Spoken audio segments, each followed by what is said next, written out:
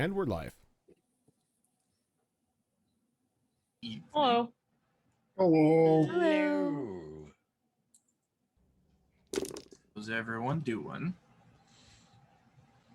Tired, but good. Tired, caffeinated. I'm okay.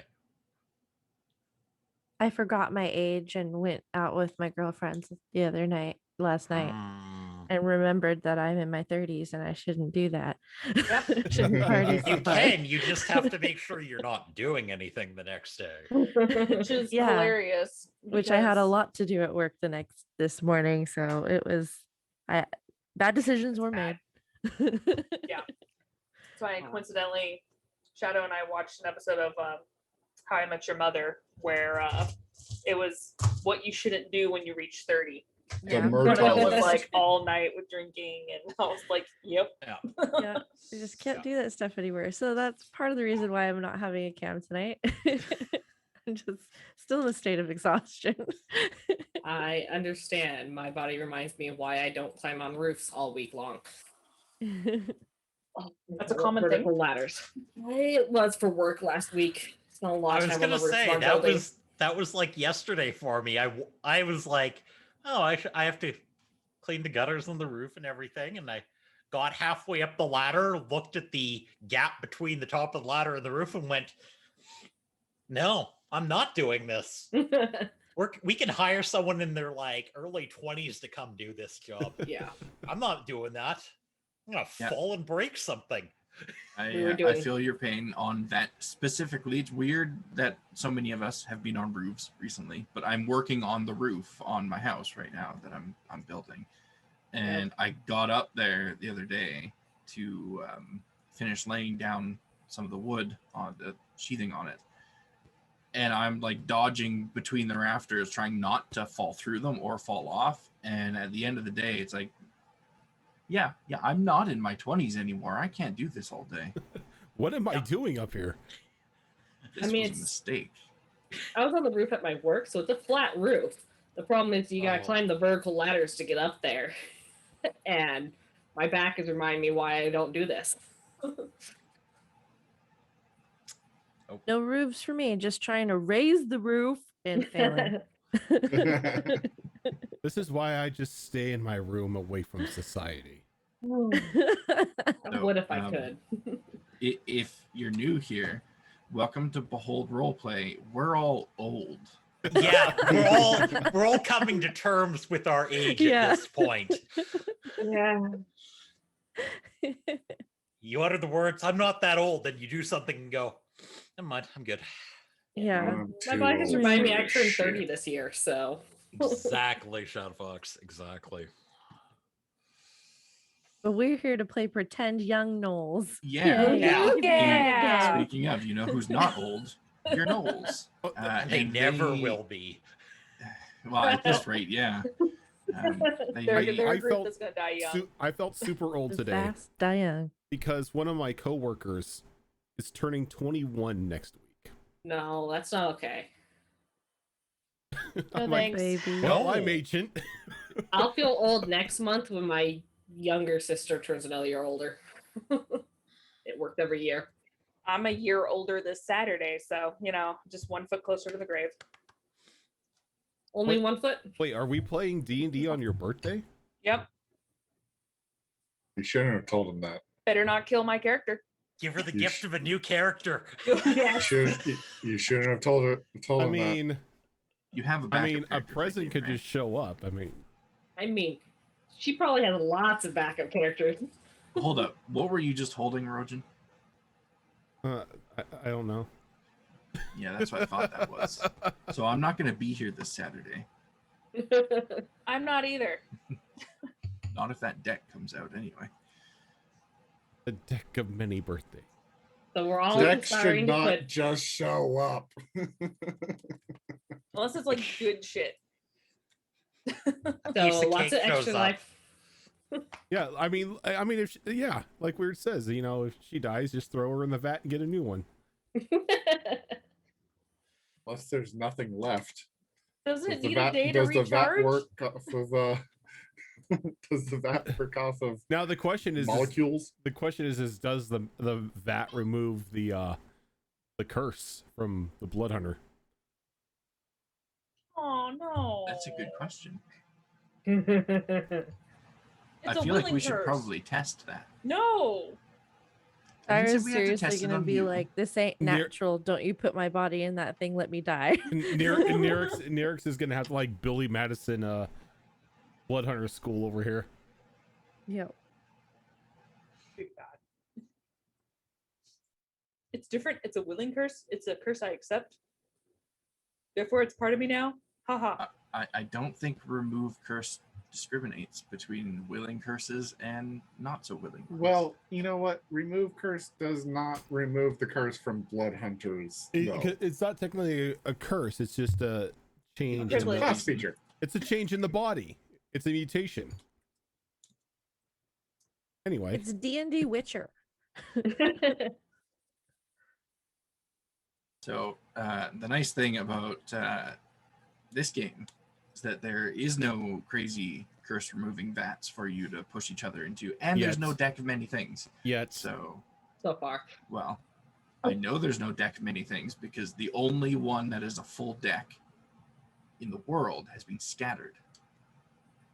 you think that's the Till only someone one? donates. You explicitly told me, sir, that that was the only full deck. You expect a DM Full to tell deck. the truth?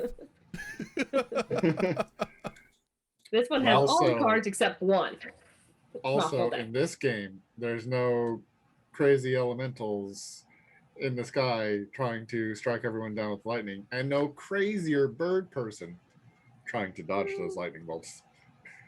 So you Give it think? time. I mean, there's definitely elementals, and you, at least up until a couple sessions ago, did have a crazy bird person. So, just putting that out there. Hey, she was nice. Yeah, now she's gone forever. Is she though? That all depends on you guys. So I think She that's just actually shows a up in campaign 3. good point to pick up what happened last session, because we started last session right after your bird friend was shoved into an endless shifting labyrinth by the fiendish minotaur that was hellbent on getting back at you guys for disturbing the altar to Baphomet in the forest. I'll get over it. Well, sure.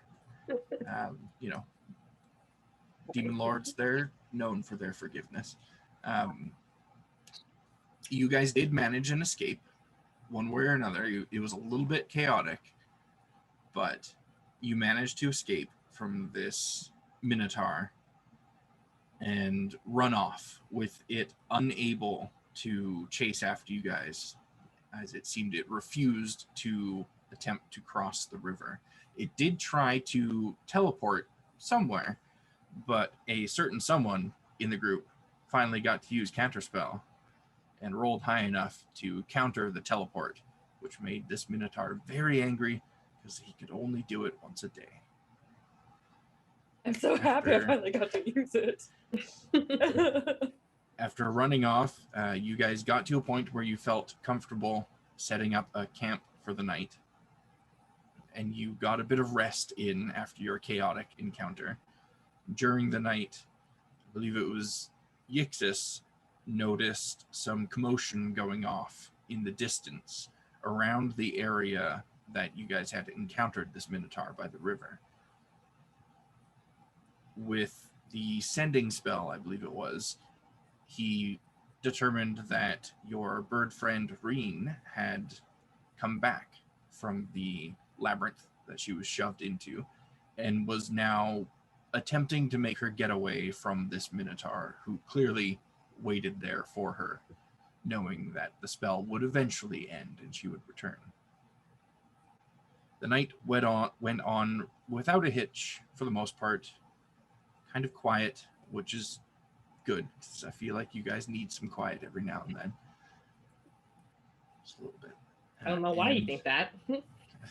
when the It's been morning hard. came, yeah, it's been a it's been a bit of a journey for you guys. And when the morning came, you set out once again on the road. And it wasn't long before you encountered a strange little box that was sitting right in the middle of the path. And within it was a key that was later identified to be a key that gave you 3 attempts at a 1 in 20 chance of unlocking whatever it was that you happened to put that key into. A neat little magic item there for you guys. Xena booted the box off the road, and you guys continued once again, eventually encountering 3 boulders laying neat little line with each other. Isa was leading the group at the time, and she steered clear of them after looking from a distance at these boulders, trying to determine what they were, what their purpose was, and eventually deciding to just play it safe for once, play it safe, and leave the area. But some of you had other ideas as you got a little bit closer, not close enough, but a little bit closer, before turning around to leave, at which point the boulders revealed themselves to be some sort of camouflaged, large alligator-type beast that promptly attacked you. You shut them down with relative ease, the use of the confusion spell, locking several of them in place for several rounds. And it wasn't too long before you were once again on the path to your destination of Delure. But you guys can't seem to just travel for 2 hours with nothing happening, as it was only about an hour down the road where you encountered an individual standing there right in the center of the path, who stopped and readied their blade in a defensive stance as you guys approached. Once you had shown this individual that you did not mean them any immediate harm, they dropped their defenses and approached you and announced to you that they were here to give you a blessing. Oh yeah. Oh, that's right. The forced blessing. Yes. No, I don't want it. I don't want it. That is where we are going to pick up today. Now, I believe it was Xena that was right in front, wasn't it? I think so. Or was I covering the back at that time? No, I think you were in the back and I was in the front. Yeah, Isa was the one who walked up and like grinned. Yes, that's right. Yeah. Right. I was Baring her teeth smiling. at this individual. I would like to take this bullet for you, Isa. I just didn't think I was there. No, it's fine. So, Isa, this individual is only a couple feet away from you at this point, and you can see that they are clearly clad in adventuring gear. You saw they had a weapon at their side, likely a sword of some kind, and you can clearly see now as well that they have a shield on their back. And they seem to be wearing some sort of breastplate or like half plate suit of some kind. They had a helmet on initially, but after announcing that they were here to give you a blessing, they have taken off their helmet, and you can see that it appears to be a half-elf male. And he has about shoulder length, bright blonde hair. He has bright white eyes, and his ears come to a very subtle tip. He gives you a big smile, and looking around his neck, you can see a necklace, and at the end of it hangs a symbol of some kind that looks almost like a flowing waterfall. Religion check? Yes.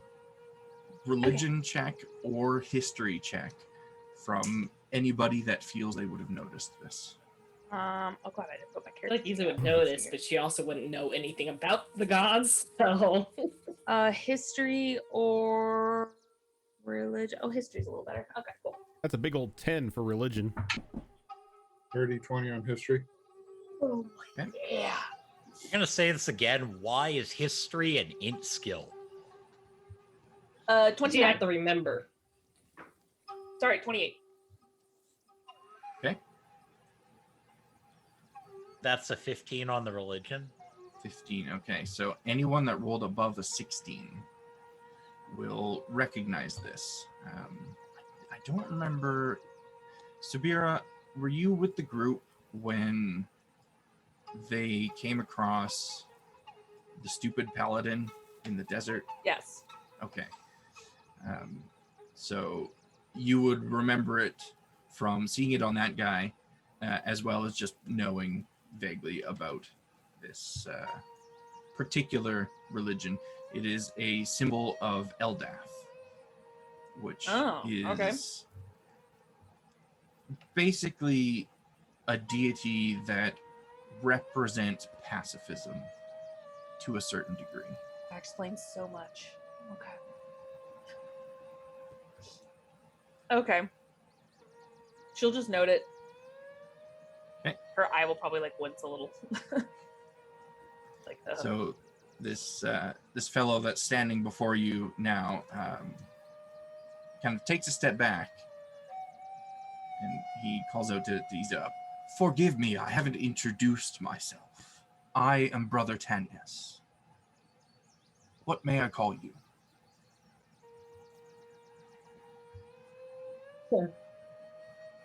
I'm Iza. Iza. Wonderful to meet you. And your friends? Gonna look over at her friends because she's not answering for any of them. Gnolls. We are Gnolls. I'm Xena the Glorious. Nice to meet you. Xena the Glorious. Wonderful to meet you. At least this one gives us a name. What did we tell you about giving names? Really Doesn't make giving it any names better. at that. What? Hmm? I don't remember. I quite literally said, do not give them your name before we walked up to them. Oh. Sorry. I forgot.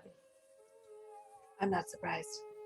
If you're not comfortable giving me your names, that is quite all right. I don't wish to impose. I simply wish to bestow upon you a blessing. I am not Xena the Glorious. What kind of blessing? Friends. There's still a lot of weird stuff. Blessing of Eldath, of course. Who's What's- Eldath? What's an Eldath? Yes, it's the same. It's the same goddess that the ones in the desert follow. Wait, Which one? The desert? wait, the little human? Yes, Oh, the one we gave the stone to. yes, they are a very, very strong pacifist type of group.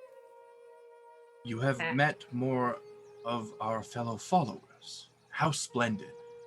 How do you get anything done What's a being a pacifist? They don't fight. We try not to. But Xena why? makes a Sounds disgusted weird. face.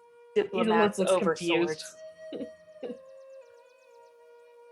Well, not all conflicts need to be resolved with violence, But they can be. Right?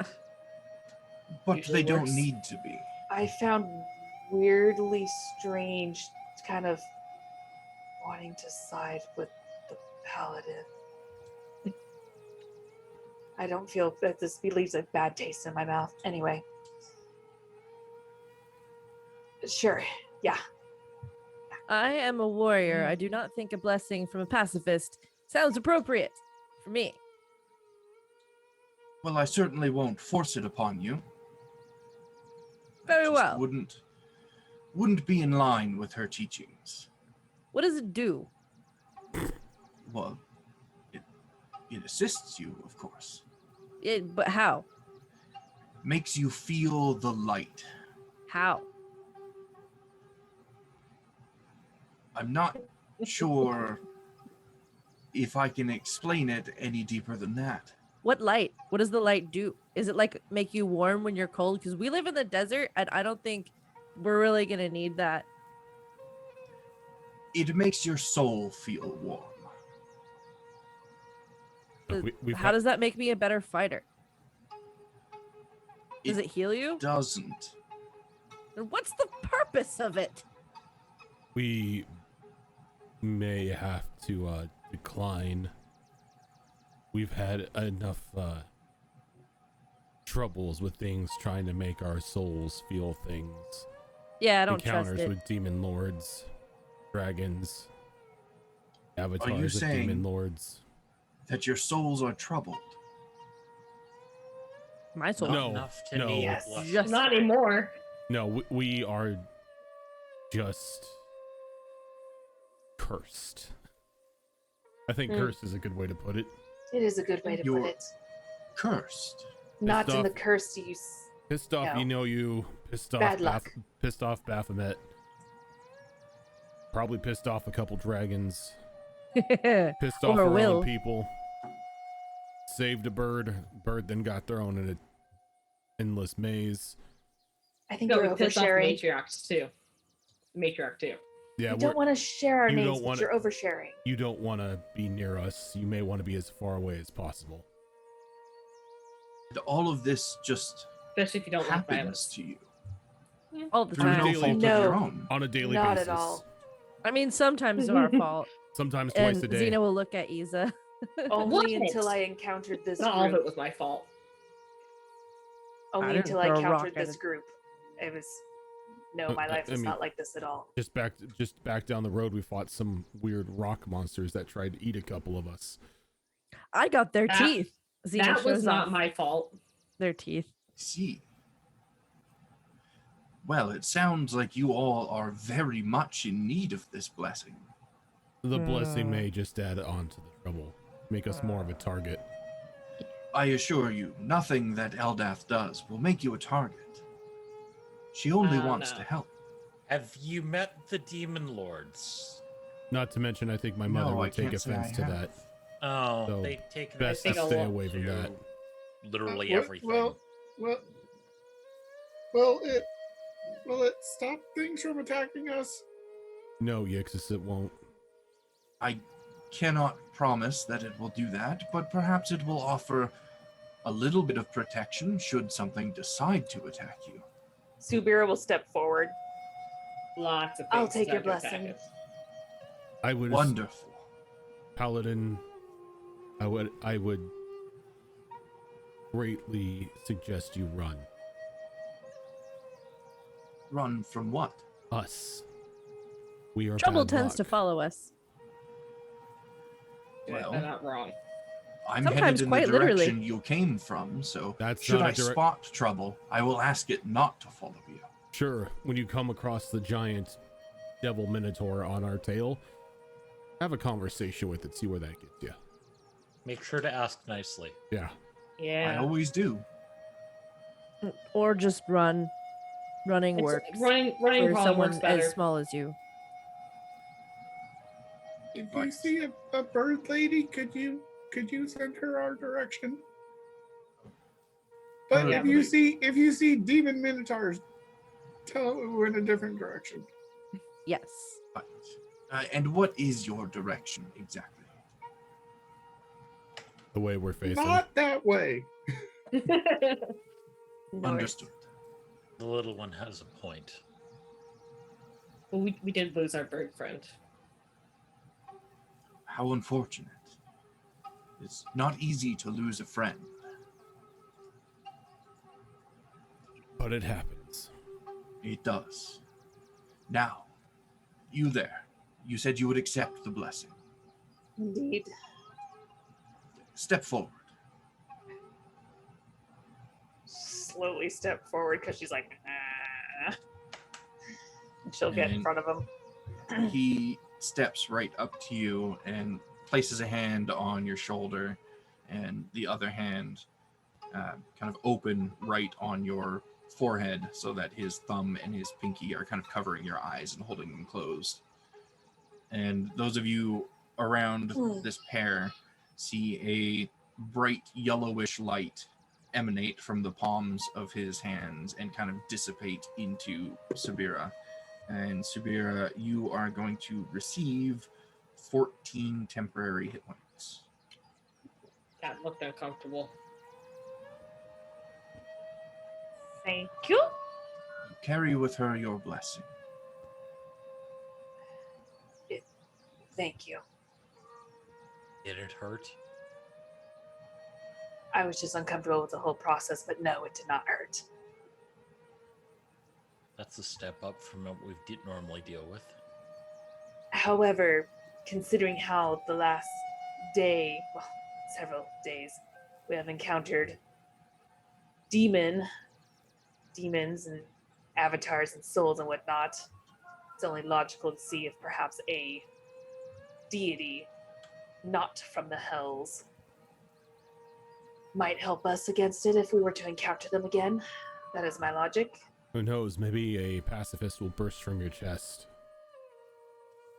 I could only be so lucky. If that does happen, I assure you it wasn't my doing. It's fine.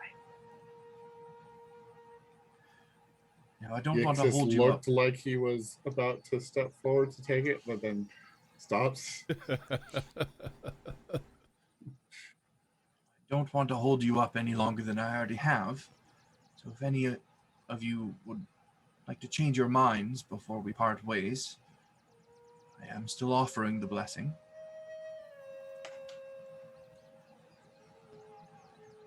None for me, thanks.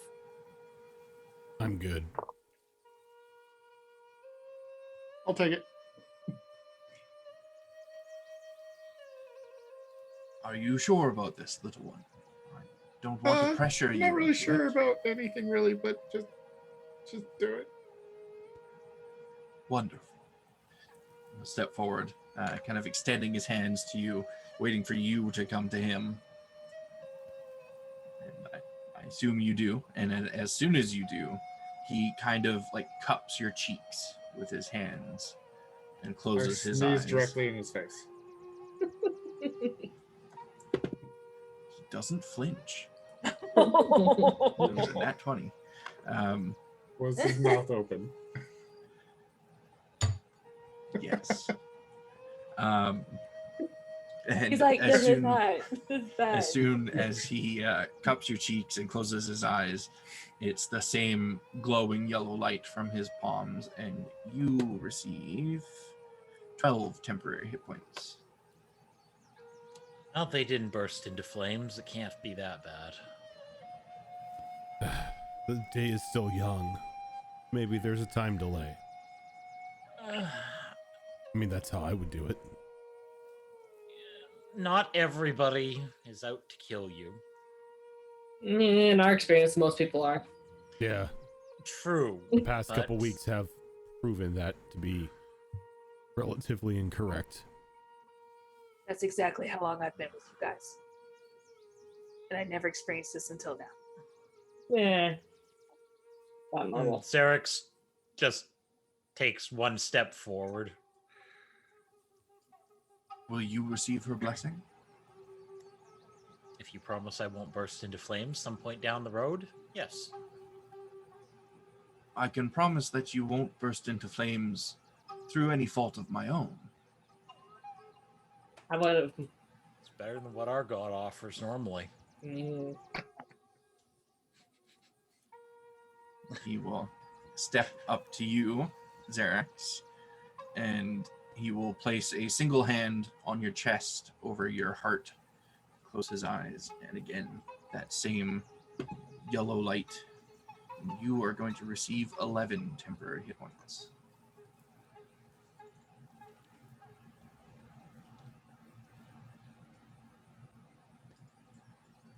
Anyone else changing their mind before we depart?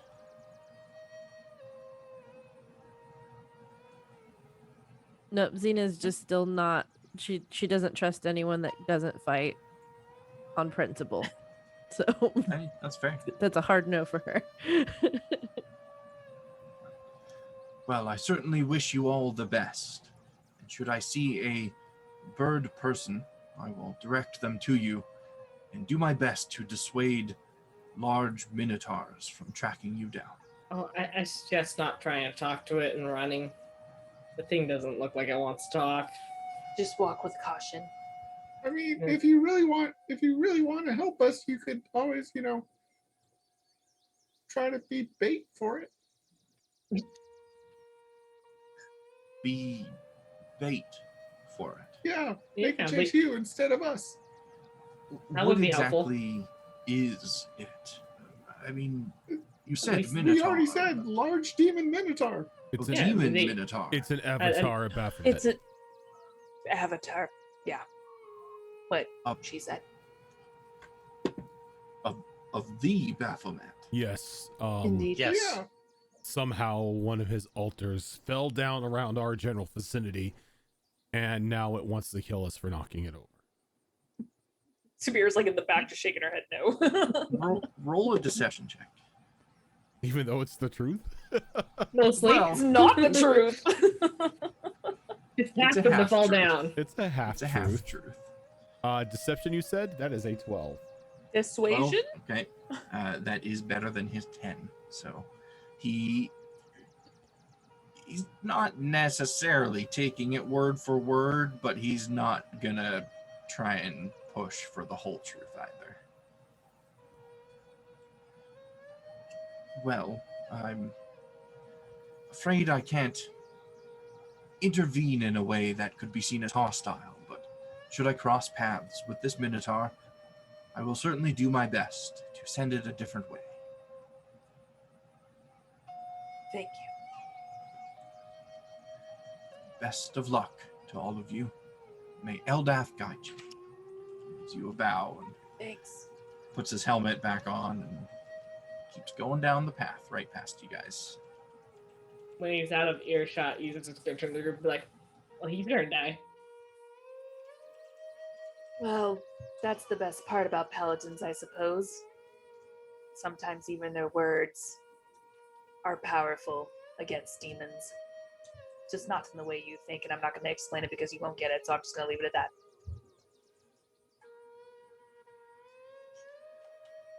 Okay. Because every time Subir is learning that every time she tries to explain stuff, it just adds more questions, and you guys just don't get it. So she's like, "That's it. Just leave it at that." Mm-hmm. Can we keep going now? Let's keep going. Okay. Cool. So that bit of travel carries on with no other strange people standing in the middle of the road waiting for you. And after about an hour or so of easy traveling down this path, the trees around you start to open up a bit once more and give way more to a hilly plains type landscape, with trees still scattered here and there in small but dense clusters. You can now see a little more of the horizon and the setting around you, with the mountains stretching up high in the distance and the sun slowly creeping down to the edge of the horizon. You've got about 2 more hours of daylight, 1 more block of travel ahead of you. So who here is going to take the lead for that one? Either can, if no one else wants to. Yeah, go ahead. Okay. I'm taking the rear still, so I don't So, remember what's yeah. been done, though, so Perception, survival, and I think it was Navigation. 2. Two Oh yeah, survivals. that's right. I did the first one. Mhm. Can I use athletics to kind of run ahead of the group and just can I do the zoomy group lead? Yeah, we can treat it as you kind of like scouting out ahead of the Yeah. group a bit. You still have the compass. That's only a 13 on the d20. Not a great roll. Pretty good. 71 for the percentiles. 13 and 71. Okay. Looks like you're making me eat my own words here. So you guys travel for the next 2 hours unimpeded. The skies remain clear. Travel is easy. A little breeze picks up in the area, blowing the scent of the spring flowers that are sprouting up in the grassy plains around you across your path. It's quite pleasant, quite calming. You almost, for a brief second, almost, but not quite, forget all the troubles that have plagued you over the last few weeks. That guy's When blessing did help. when the moon finally rises in the sky, you find yourself in an area that doesn't necessarily have a lot of cover for a campsite. So you know you're going to be a little bit out in the open when you find a place to settle down for the evening. But you also have a pretty clear view of the terrain around you. So if something decides to come your way, you'll probably see it before it actually gets to you. Plus, you have a magical dome to sleep under, so that's always nice. But the moon has risen and the sun has set. So it is time for you guys to decide whether you want to push on or set up camp for the night.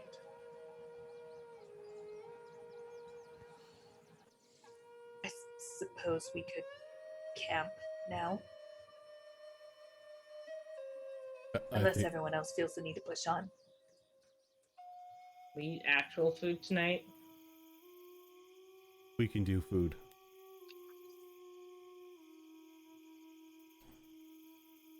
We just need someone to go with Isa. Hey now. No, not hey now. Someone's going with Isa. Unless you're not hunting. You said I wasn't hunting. I can try to keep her out of trouble. 2 eyes are better than none. Okay. So I assume at this point then that some of you are staying behind getting the fire pit set up and everything while Isa and Xerax go out to collect some fresh meat for you. Mm-hmm. So Isa, go ahead and give me that survival roll with advantage. That was a natural 20 for 24. Natural 20 for a 24. Okay.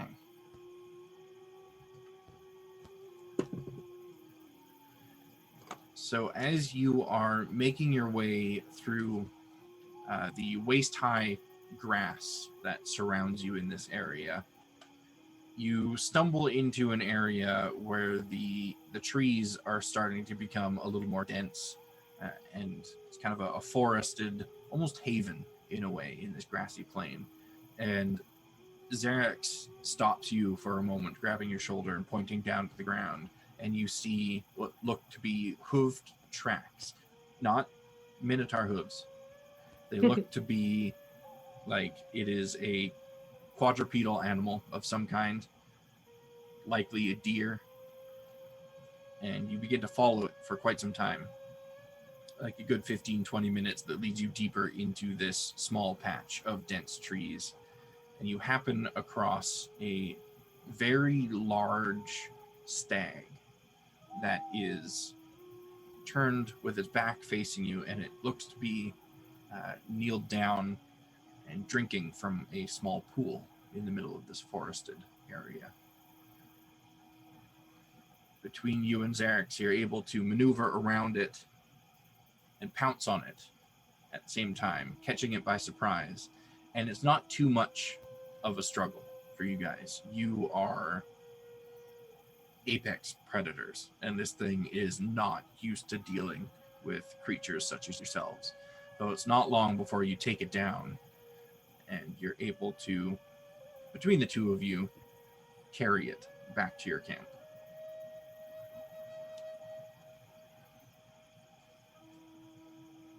I'm like, take it over to Xena with just the biggest grin on my face. Like, heck yeah, we got. Ooh, great. And then proceed to attempt to skin it in a way to try and keep the skin. I'd like to again set up all my skins to start drying again. Okay, give me a survival. See how well you can skin this thing. That how all our troubles started? Yes. Don't talk about. So that's going to be a 19. 19, okay. Yeah, you've done this enough times at this point. Only a couple times with game this big, but it's more or less the same, regardless of size. And you are able to remove the pelt on this creature almost fully intact. It's like 95%. Nice.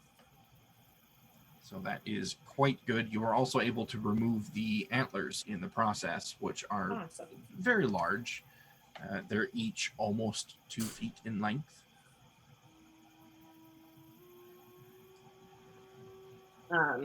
The antlers look like they could be worked into javelins or spears or some sort of long, pokey, or 2 foot long, pokey sticks, essentially, for lack of a better word. As they are, let's see here. As they are, they're probably a little bit too brittle for that. Okay. This creature looks like it was approaching the time of year where it sheds its antlers, so they're not quite as hard as they would be otherwise. However, if you wanted to take some time, or if any of you had sufficient skill to do it, you could likely take the tips of the antlers as they all kind of fork out and use those tips to affix them to sticks or hafts or something, to use them as basically the spear end of a javelin or an arrow or the pokey bit. Just the tips. Just the Just tips. the tip. For now, she's going to use them as sticks to spread out this pelt on to try and help it dry. Okay. Along with my and moose pelts that I need to dry still. yep, you do that, no problem. You set them both up around the fire, as you have been for the last few, well, as you have been pretty much every night that you've been trying desperately to dry any of the pelts that you've come across. Hopefully nothing happens to these ones, but we'll see. And I assume Xena is taking over the butchering of this animal to prepare Yes. dinner for everyone. Yes, I'm going to make some sauteed mushrooms and deer steak. Mm. All right, go ahead and give me that cooking roll. Okay. Oh, this is a low roll for her. 14. 14, okay. It's a little gamier than usual. Little gamier than usual, but I mean, we eat raw shit, so you know. Yeah. I think it's all okay. of you do get 4 temporary hit points. This stacks with those of you that have a blessing and will last 24 hours. Did the first or one until last 24 depleted. hours? It will last the full 24 hours. Okay. Rather than, give you the temporary HP and then nothing happens and you can't make use of it, we'll make it last 24 hours. Okay. You can welcome to every time you cast the aid spell. Yeah. So the meal is good, a little bit gamey, but I mean, you're Knowles, you're not too picky. Well, Xena might be a little bit picky, but that's why she's the chef. Yes. Mhm. The night is quiet and calm. It's a clear sky, the stars are shining. Just like earlier when you were trekking down the path, it's relaxing enough that if you didn't have such an abundance of troubles following you, it would almost be relaxing enough to forget those troubles. But if there's anything that anyone wants to do before you start taking watches or not taking watches, now's the time. Was there anything anybody needed identified recently? I don't think there was, but just in case. I don't think so. I know we already did the key. I don't think we picked up anything else. Nope, No. not for me. Then let's see here. Yexus will do his normal nightly rituals. Let's see here. I think I scratched down all the scrolls I have, but just in case. Nope. He's gonna start scrying down scroll of scrying. Yep. Into his book. I'll look that up. You will have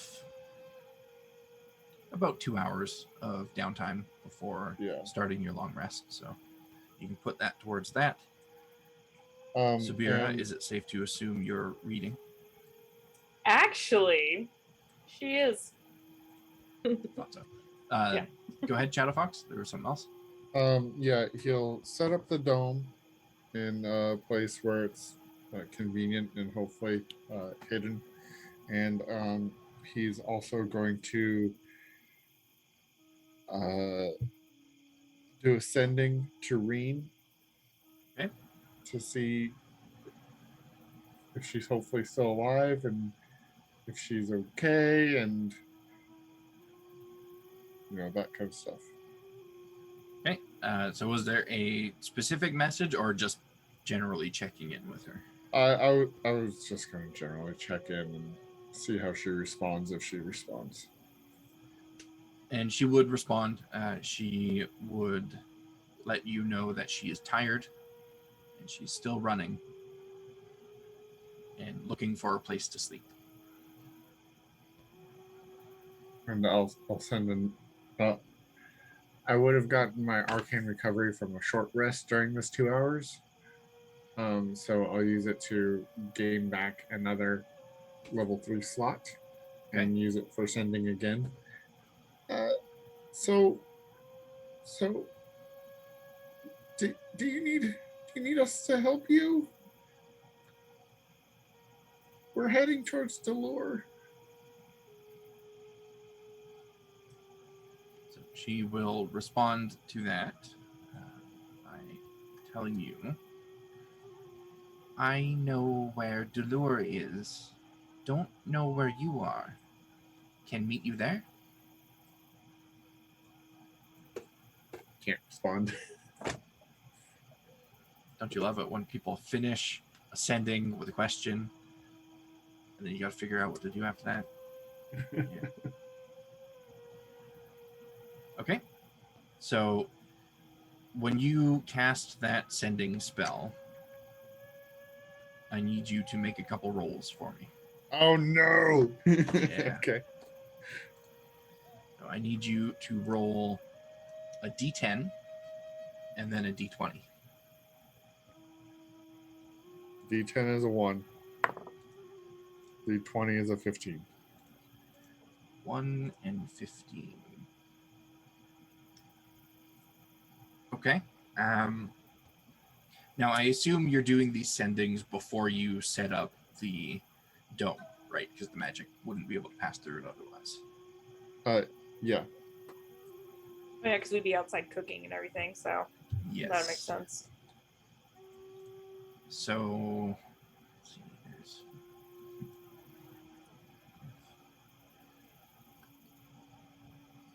so I'm going to need you to roll a d6. Oh god, you're gonna hit us. Xerax is 1. Sabira is 2. Iza is 3. Zara is 4. And Xena is 5. Sorry, Xena. Rolled a 5? Okay.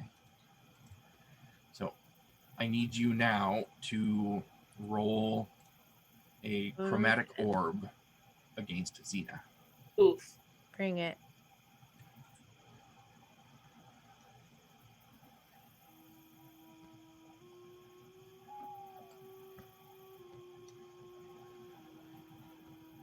Okay, so do I need to make the ranged spell attack still? Yes. Okay. Well,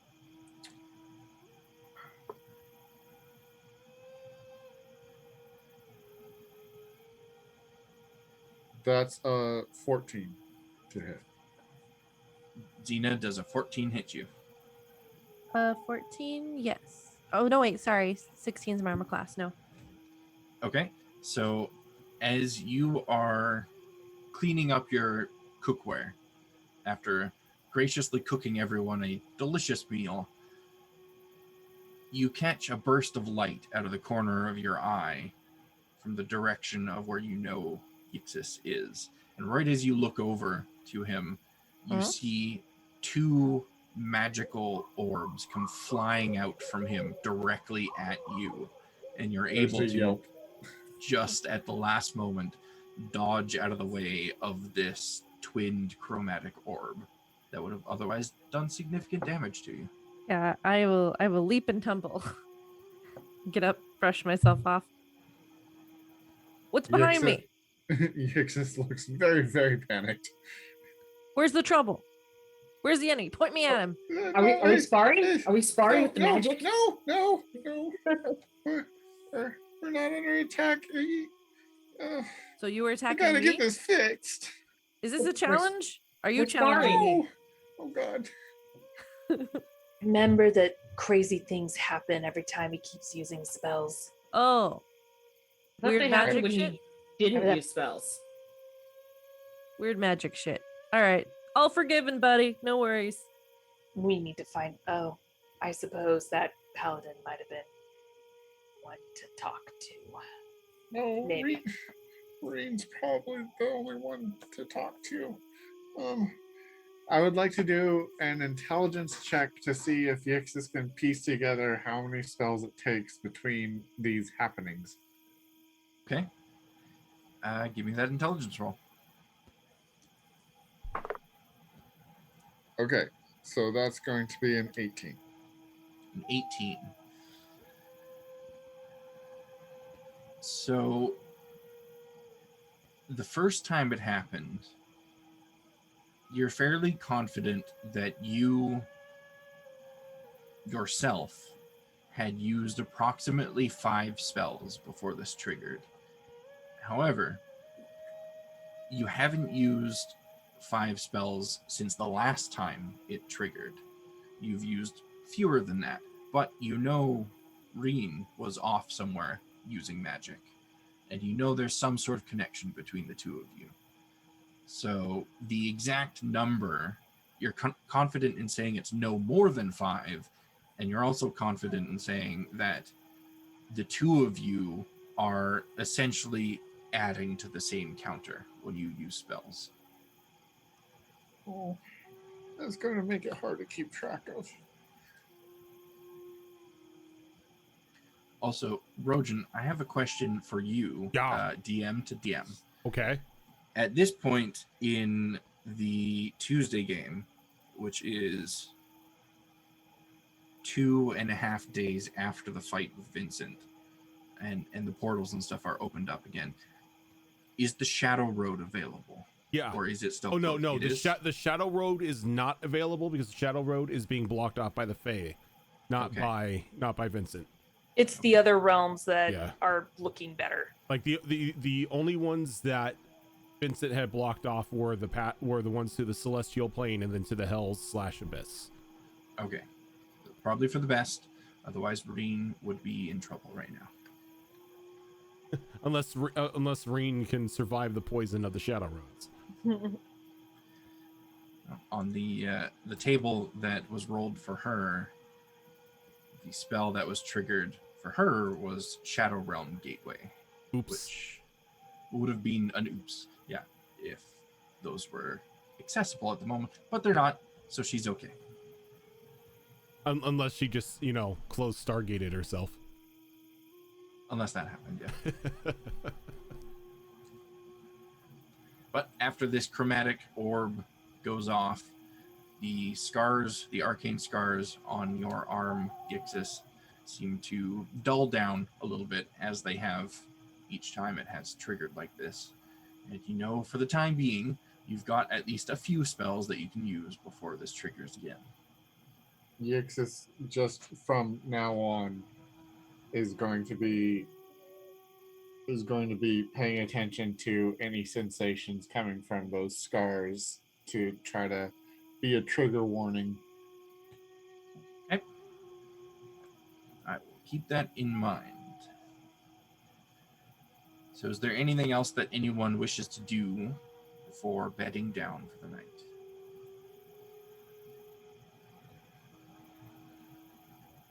Not that I can I'm think good. of. Isa's probably still strangely a little thoughtful, so she's not really doing much. Yeah, Zinga's so- just cleaning up, getting ready for bed. Maybe doing some Is- push-ups. But I will give everyone the evil eye as they go anywhere near the pelts. Like if they go walk around the fire to get close to the pelts, and she'll just watch them. I'm really, really sad that you just didn't trigger like a fireball or something right by the pelts. Oh. Maybe I don't know if he would tomorrow night. survive that. So, is anyone going to be taking watches, or are you all going to rely on the security of the dome? Xena will take a watch. You I'll can take take a a watch will as too. well. Yeah. Yep. Okay. Here, Xena will take first then. Sabir will take Okay. second. Zara will take third. And I'll take fourth. We'll take fourth. Okay. Teamwork. So as everyone beds down for the night, Xena, you stay up and you stay alert as you take first watch of the evening. Okay. Which of your skills are you relying on? How are you doing it? Let's see, how is Xena feeling today? I think she's just going to try something that she's not super great at for funsies. I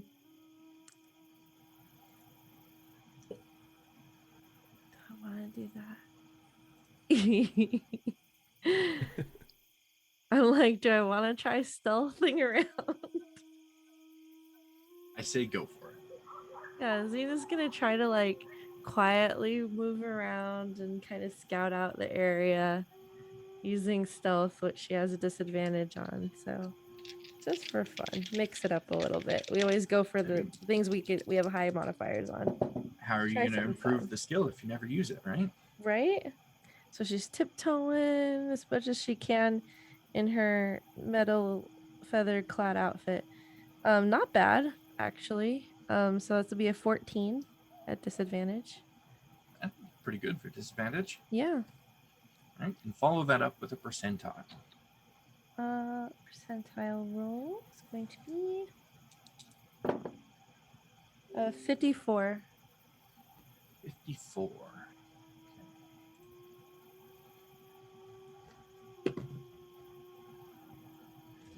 Okay, so most of the watch goes by as quiet as the last few hours of the day did. That slight breeze carrying the scent of the spring flowers continues to carry on through the area. The critters of the night are creating this almost pleasant white noise around you. And you find yourself kind of getting lost for a few moments, just enjoying the scenery and looking up at the bright night sky. And as you're looking up, you happen to notice something streaking through the air, high above you. And then there's another, and another. And you realize that this is actually a meteor shower that you're seeing streaking through the night sky. And it goes on for a good... Just dropped a D4 on the ground. That's dangerous. Ooh, yeah, dangerous. It goes on for a good You always do that. 25 to 30 minutes. And Cool. it is a sight to see. Xena's not going to really notice anything else during this time then. And you've seen a few of these before, especially in the desert where the nights are usually quite bright as no clouds are often in the sky. Yeah. But this one is larger than any you've seen before. And it is a beautiful, dazzling show. And before you know it, your 2 hours of watch have passed. Cool. I think while the meteor shower is going on and she's watching it, she starts just kind of quiet, trying to be quiet, but kind of swaying and dancing to what she views as kind of like the movement of the meteors and stuff, because it's so beautiful. So she's just kind of doing a little meteor dance and thinking of home. And then she'll go to wake up. Who is second watch again? Subira? Sabira, yeah. So she'll go. Is the meteor shower still going on when Subira gets up, or is it over? Tapering off. Okay. There's still the occasional one streaking through the air, but for the most part, it is coming to a close. Okay. Well, I know you're still awake anyway. You're just doing a zone out. So, Actually, at this point, she probably noticed the meteor shower, and when you turn to look at her, she's actually writing something in her journal. She's like writing, looking up, writing some more, and looking. they're pretty, huh? That is a word for them, yes. Reminds me of home. you miss home? Not really, no. Oh, I miss home. Are you So- anxious to get back? Yes. I think it'd be nice to be in familiar territory. This is nice though. It's, fun to go different places every now and then, but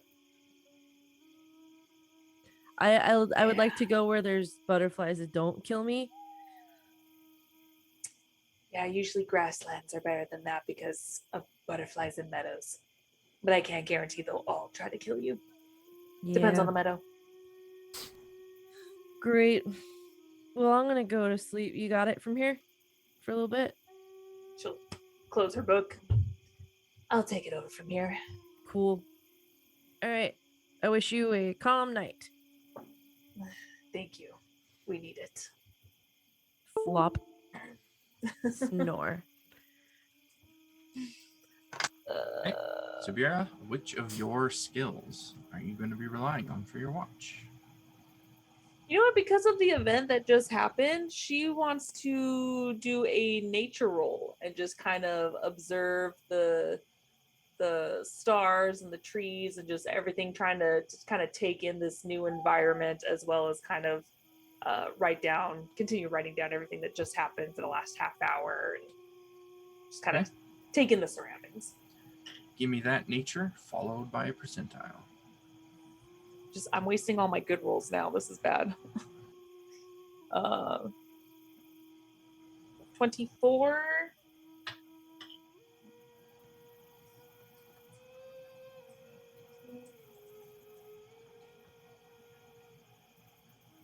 And 42. 4 and 42. Can't be bad. That's the meaning of life. And actually, yeah, I kind of been waiting for this one to come up. I don't know what I would have done if it never came up, but now I don't have to worry about it. So as you are sitting there, kind of observing the natural phenomena around you, the sky and the terrain, the creatures that are out at night, keeping notes of everything that's happening, you hear a very faint cracking noise. And it is coming from Yixis. Give me a perception check.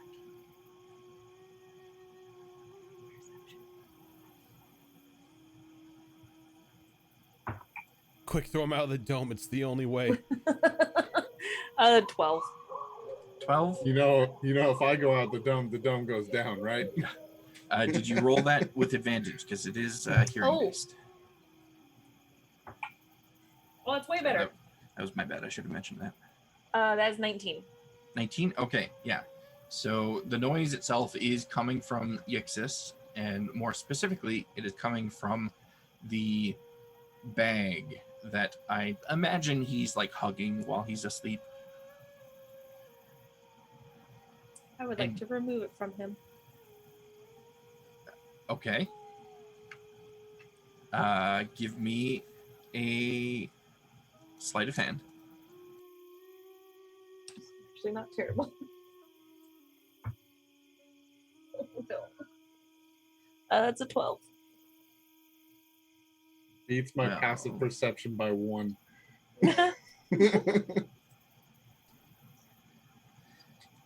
Yes, it does. However, I'm going to have you roll an active perception on this, since you are clutching the bag. Is it hearing based? Feeling based? It is touch based.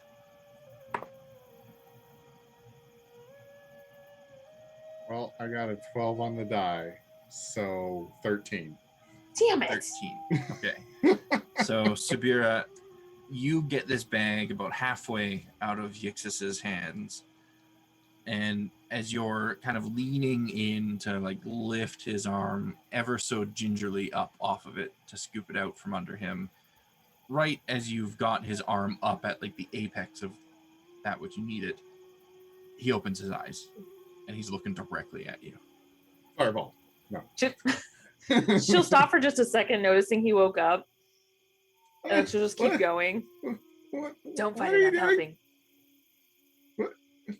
No, those are my eggs. Well, there's sparks coming out of it. Well, Really? Crackling. And he's It's gonna crackling open it up. sound. Crackling sound. He's gonna shoot bolt upright, open it up, and Okay, is it the one with the arcane mark on it? Yeah, looking inside of the little home that you've made for these eggs. You've got the two in there. There's the one that seems to be infused with some kind of arcane energy. It's very clearly the bigger of the two eggs. And inspecting it, you see a little crack on the outside of it. And it I'm gonna scoop it up. feels like there's movement inside of it when you touch it. He's just gonna scoop it up, and he's gonna be like, just zeroed in on it. So you sit there looking at it, waiting and waiting, and it nudges a little bit. You wait some more. And the crack grows a little bit. It seems to be taking a fair bit of time. Going off the nature roll that Sabira did, Sabira, you would guess that it'll probably take 2 or 3 hours for this thing to hatch at the rate that it is moving. So she'll just kind of sit there and watch for several minutes.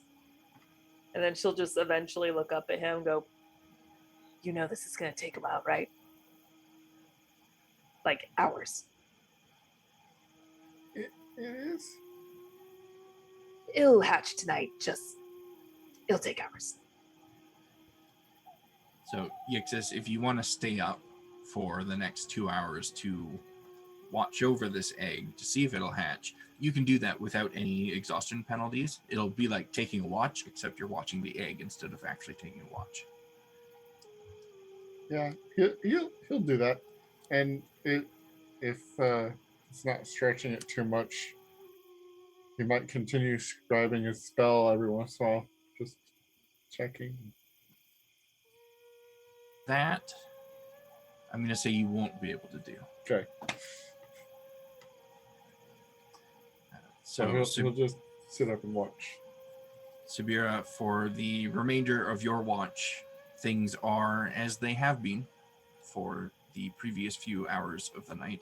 Seems you guys have caught a lucky break, or perhaps there is a blessing on you that is making a difference here. And the Oh my night God, has been really? quiet. And your block of the watch comes to an end. You're free to wake up Iza. No, it was Zara for third watch, right? yes. Yes. So you wake up Zara so she can watch. As you know, Yixis is too engrossed in this egg to actually do a watch for anyone. He's taken some of his packs and made a little mound and put the pouch up on top of the packs and put the egg on top of the pouch. Made a little nest so he can just sit there and watch. And Subir is going to go ahead and Oops. shake Zara awake. And when she wakes up, she'll say, Just a heads up. If you hear some cracking sounds, it's his egg. It is slowly hatching. Do we know what it is? No. Well, this egg should have been. We knew it was a flying snake before it got infused with arcane energy. Yeah.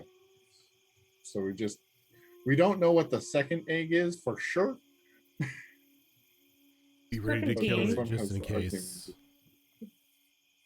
worse things happen. I heard that. Good. You're going to be the one to kill it. I'm not. Your egg, your responsibility.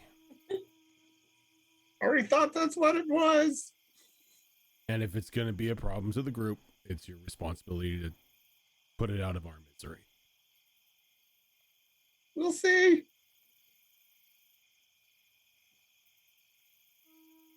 Okay, so Zara, Which of your skills will you rely on for this watch? Survival, of course. Survival. Okay.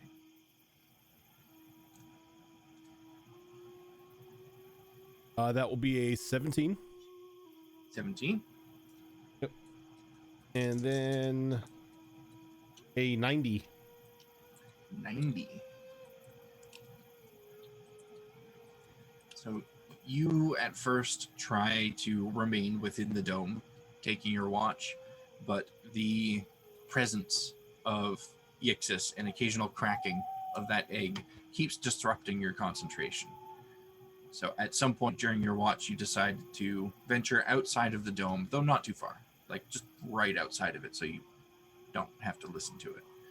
And as you are wandering around the area immediately outside of the dome, you happen to spot movement about 60 feet down the path that you were just off to the side of. Give me a perception check. All right. That is going to be a 21. 21, okay. So you kind of stop moving around and almost hold your breath as you narrow your eyes and focus in on this movement. And you can see now that there appears to be some sort of quadrupedal creature crossing the path just ahead of you. As mentioned, it's about 60 feet away. And as you focus in on it, you can see like wisps of something coming off of it. It's hard to tell because it is night, although there is some illumination from the stars. It looks to be the silhouette of a large wolf, if the wolf was like made of shadow. And that seems to be what's wisping off of it, as well as some sort of black smoke or black mist. And for a brief moment, it stops and looks around the area.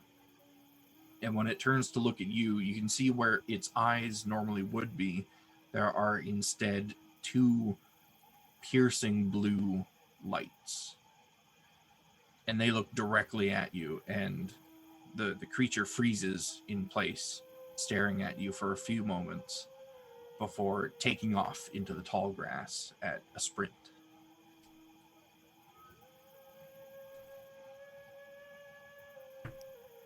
Right. Gonna look back at the dome.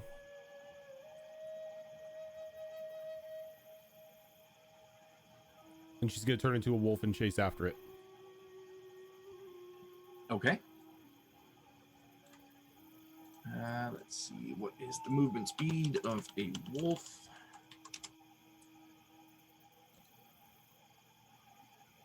"40 feet, okay. Are you trying to catch up to it, or are you just following it? Trying to catch up to it. Trying to catch up to it, okay. Give me a scent-based perception check, so this will be at advantage. See if you can keep on its trail, as the grass that you are venturing into is higher than the tip of your ears. You said scent-based perception? Yep. That is a dirty 20. Dirty 20, okay. You are able to catch the scent of this creature, and it is not the scent that you would have expected. It almost smells like a mild form of mint or something, but it's definitely distinct and not, you would assume, natural to this area. You follow it for a good while. This creature seems to be quite agile, quite fast. I assume you're like dashing, moving as fast as you can, trying to catch it. So we are going to have a dexterity roll off here to see if you catch it or if it gets away. Oh yeah, dexterity. That's my third best stat. Remember, you get the dexterity of whatever you shape change into. Yes. That's you right. are a wolf. Your dex is 15, so it's a +2. That's what it would be normally. 14 plus 2. Unless it has like bonuses to dex rolls as a wolf. Let's see. Nope, it does not. this thing's movement. Oh, it also has a +2. Okay, so you're on an even playing field here. Okay. Okay, the number to beat is a 19. A 19, I got a 12. 12, okay. So you follow this thing for a decent amount of time, sprinting as quickly as you can. You're hopeful that you're going to catch it, but the scent seems to be growing fainter and fainter and fainter. And after about 15 minutes of running as fast as you can, you eventually lose the scent of this creature and have to decide now if you want to venture off into the darkness, hoping you'll catch the scent again at some point, or if you want to head back to camp. She's gonna break wild shape, and she's going to use the staff of flowers to create a I think she would I be able to create no, because mint isn't a flower. It flowers though. You could create a mint plant. Yeah, I was gonna say create like a medium-sized or like even a large-sized mint plant, whatever. Yeah, you'd be able to do that. And then have another one grow on the tip of the staff, and just be able to walk back to see if it catches the attention of it, if it ever comes back this way. Yeah, you could certainly do that. And she'll just at that point in time just begin to walk back to camp. Okay. And while you are making your way back, Sabira, what is your passive perception? Not high. Let me see. 12. 12? Okay. Yeah. So you don't notice Zara turning into a wolf and running off, but you do at some point notice that she has been gone for a significant amount of time. And right as you're starting to think, well, maybe something happened, you see her break through the grass nearby and return to the camp area with her staff of flowers out and a mint plant sprouting from the tip of it. What were you chasing? Something piqued my interest. And did you find what it was? I was unable to catch it, but I left a trail back here. Is that wise with a creature potentially still pursuing us? I have a feeling it doesn't need the sense. Perhaps. I don't assume to know what it's capable of.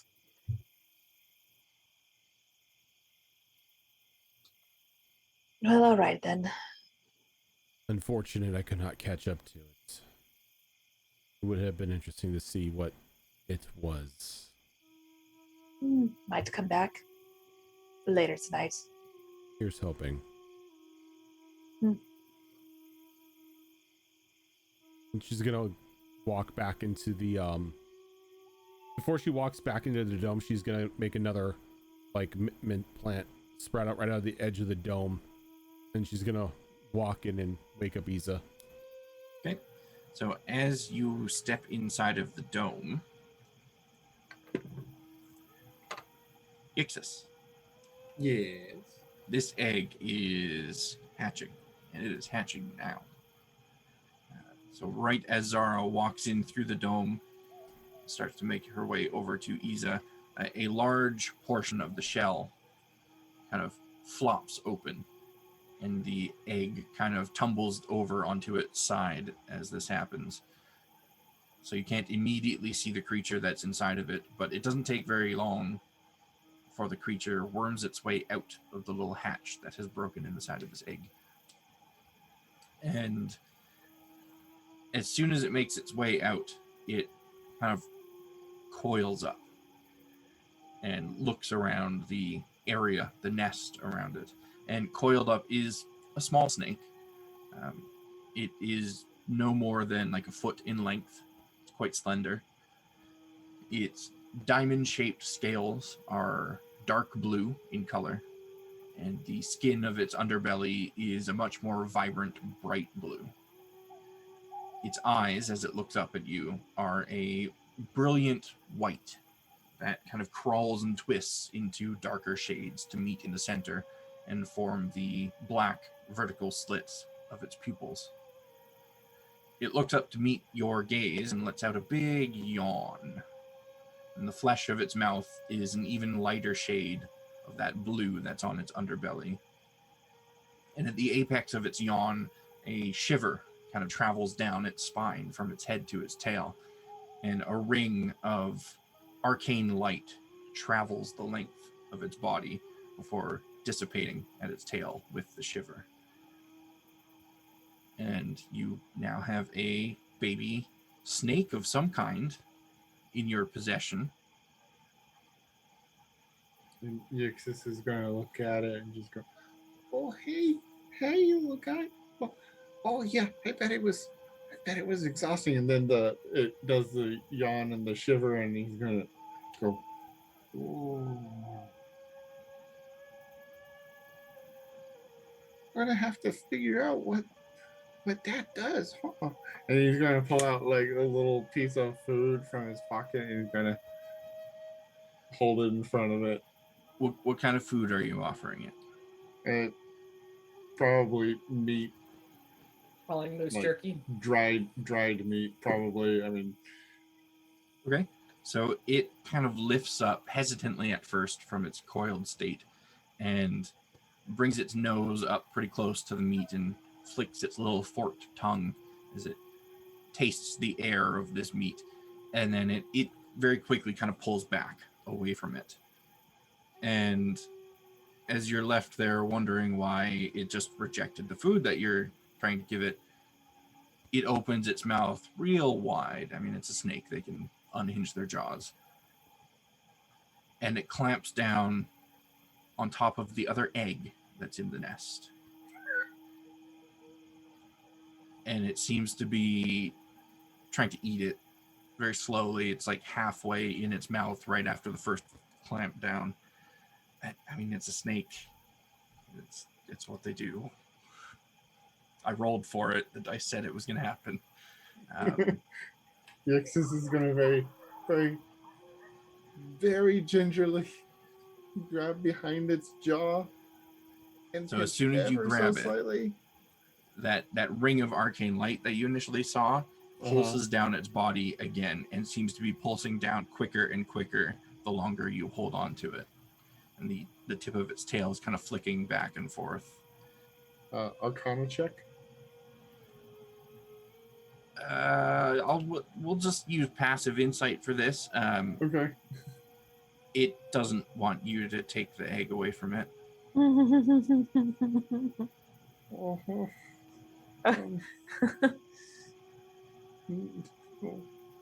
Eep will go out and like Okay. be right next to it and just observe it. So Just flicking its tongue. it does eventually gulp down this smaller egg that it was for a time housed with, and the bulge in its throat travels about halfway down its body before kind of stopping and being digested.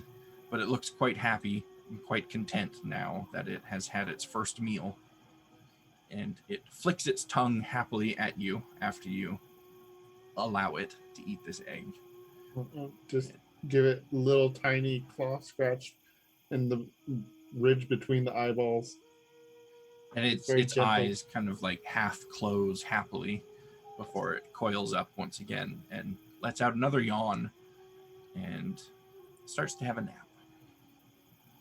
I'll pick it up and put it back in the pouch with all the hay and close it up.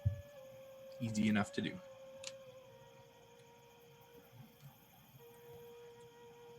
And at this point, Zara, you can wake up Iza for her watch, the final watch of the night. As she wakes up, Iza looks at her.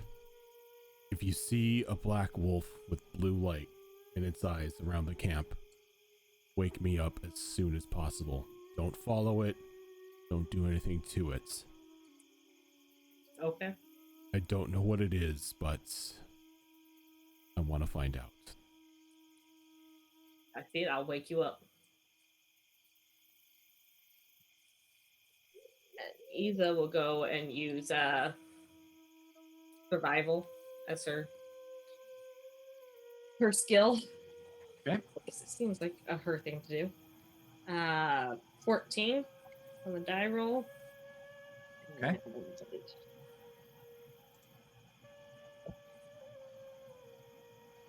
That's an 8 on the Eight? fifth house. 8. 8. 14 and 8. Really would have preferred if the dice did the opposite. I have to go back in my notes for this one. I don't like the sound of that.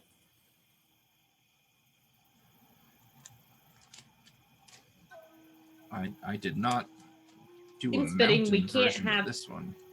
We can't have a peaceful night, so You came close. You came real close. I mean, it could still be a peaceful night, depending on what you do. yeah, this is easy you're talking about. It is, isn't it? And I'm glad it is, because Isa likes to make things interesting. So One way to put it.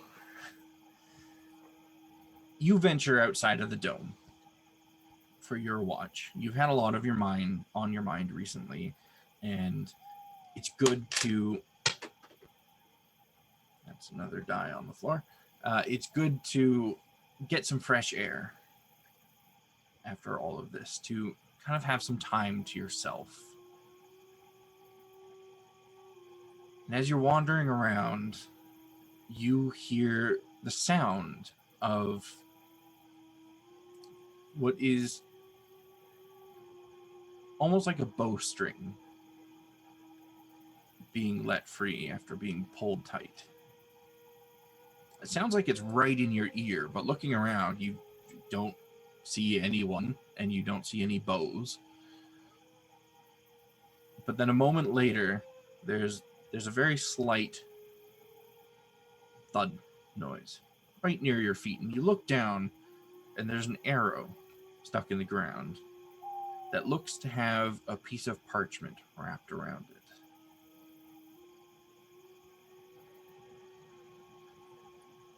Curious, she'll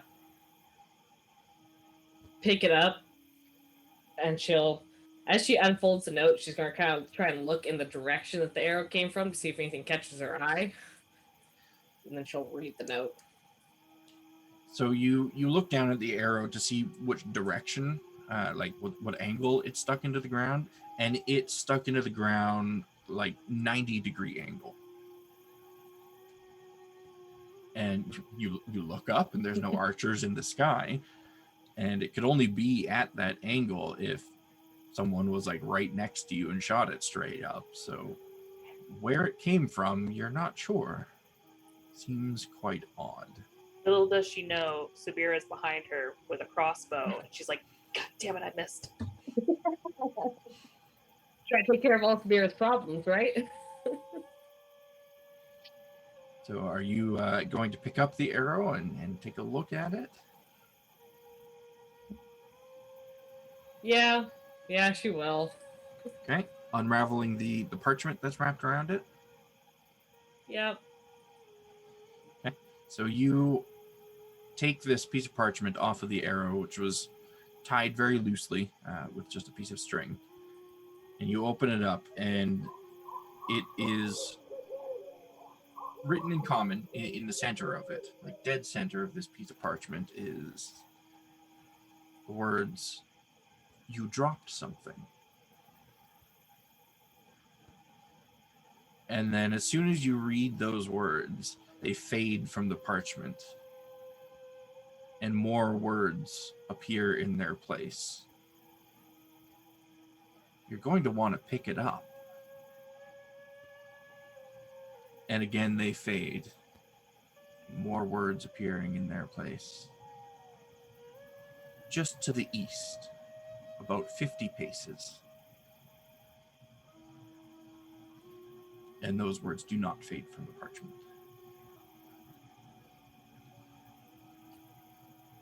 And this is outside the dome? Yes. If Can I I see look to my east, do I see anything over there? Give me a perception check. She's not moving from her spot yet. She's just looking. That is a 22. You do not see anything over there, but it is tall grass, about waist high. So there could be something hidden in the grass, or something crouched down in the grass, or just a very short person over there. But currently you don't see anything. And is the arrow still physically there? Or did that Yep. disappear too? Okay. Still there, looks like an ordinary arrow. Keeping her eye to the east where this thing's set to look at, she's just going to kind of hold up the arrow, hoping Sabir, kind of wave it back and forth, hoping Sabir catches eye of it, knowing she's totally awake and probably watching. Oh yeah, no, she's watching like a hawk. Yeah, so she's going to wave this arrow back and forth, hoping Sabir comes out. Where did you get that?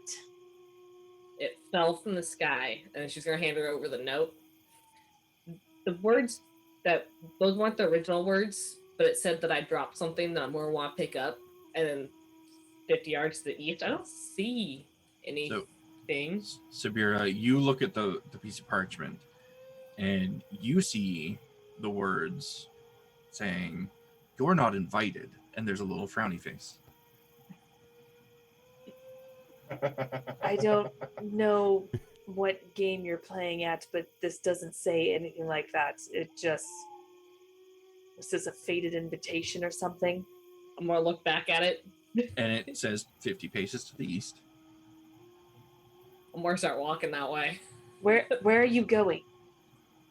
Where it tells me to go. It says you're not invited. No, it doesn't. Just keep walking. She's gonna do an Arcana check Okay. on this thing because she's like, "Why are we seeing two different things?" Give me that Arcana roll. Natural 20 for 26. Okay. So, I mean, without taking an hour to study it, you don't know exactly what it is. But with that nat 20, you know there is a slew of spells that exist for messing with writing and giving messages to specific people and creating triggers for certain people for certain messages.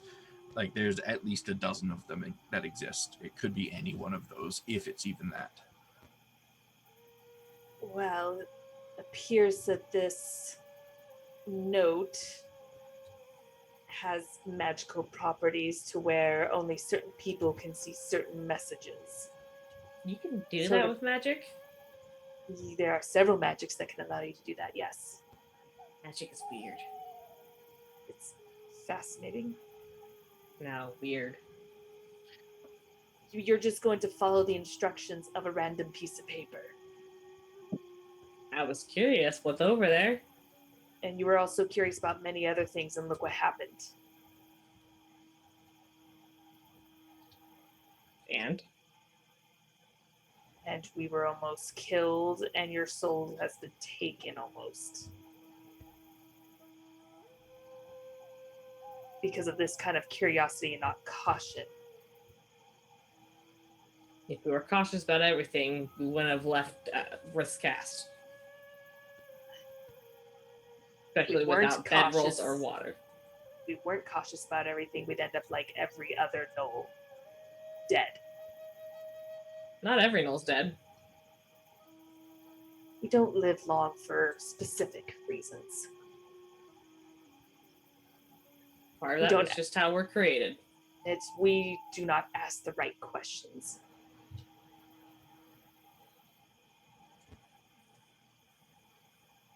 If you are that curious, perhaps we can check in the morning.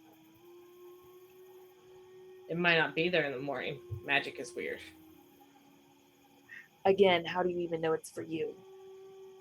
It said it's for me. Did it say your name?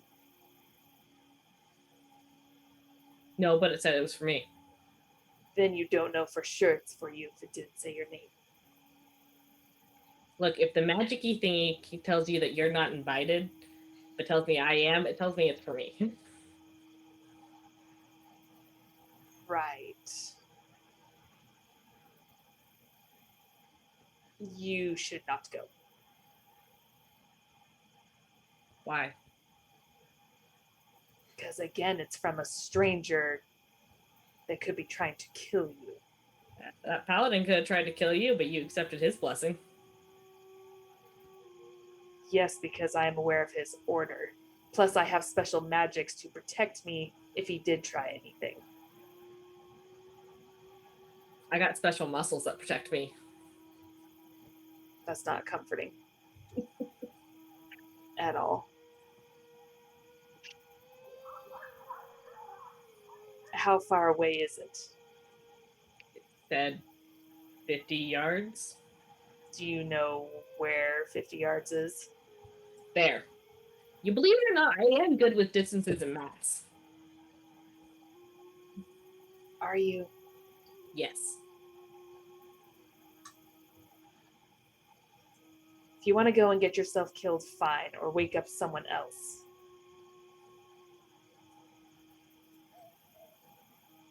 But I'm not going with you. Didn't expect you to. So you're Do going to you go by think this yourself. is like the magic that told Xena to walk off that one time? When she broke my shield? I mean, if it's being shady and not telling anyone else what it is, then I would assume it's on that same level of deception. This I understand. Why didn't you just say that in the first place? Because words confuse you when I say certain things, and I don't know which are the right words. This is why Zara's leader. She knows the right words. Because she speaks Gnoll. If she is a Gnoll. That's not what I meant. That's why she makes a good leader. She leads us in the right direction without losing her Gnoll side. Still not what I mean, but sure. She'll, now with that caution, go back to the dome with the note in hand. With the note in hand? Okay. Are you going inside the dome? Yeah, she'll go back inside. Okay, so as soon as you begin to cross the threshold of the dome, you feel that the note in your hand is not crossing that threshold. It keeps kind of slamming against the outside of the dome and not being pulled in. It's not invited. She'll set the note on the ground, stab it with the arrow again, then go inside. Hoping it will still be there in the morning. Okay. So you spend the remainder of your watch inside of the dome, and much like the rest of the night, it is quiet, almost peaceful, as the sun slowly rises up above the horizon. Morning sets, and everyone begins to wake up. We're going to go ahead and take our first break of the evening right there. So bear with us while we stand up and stretch our legs and refresh our drinks, and you should all do the same. We'll be back in just a few moments.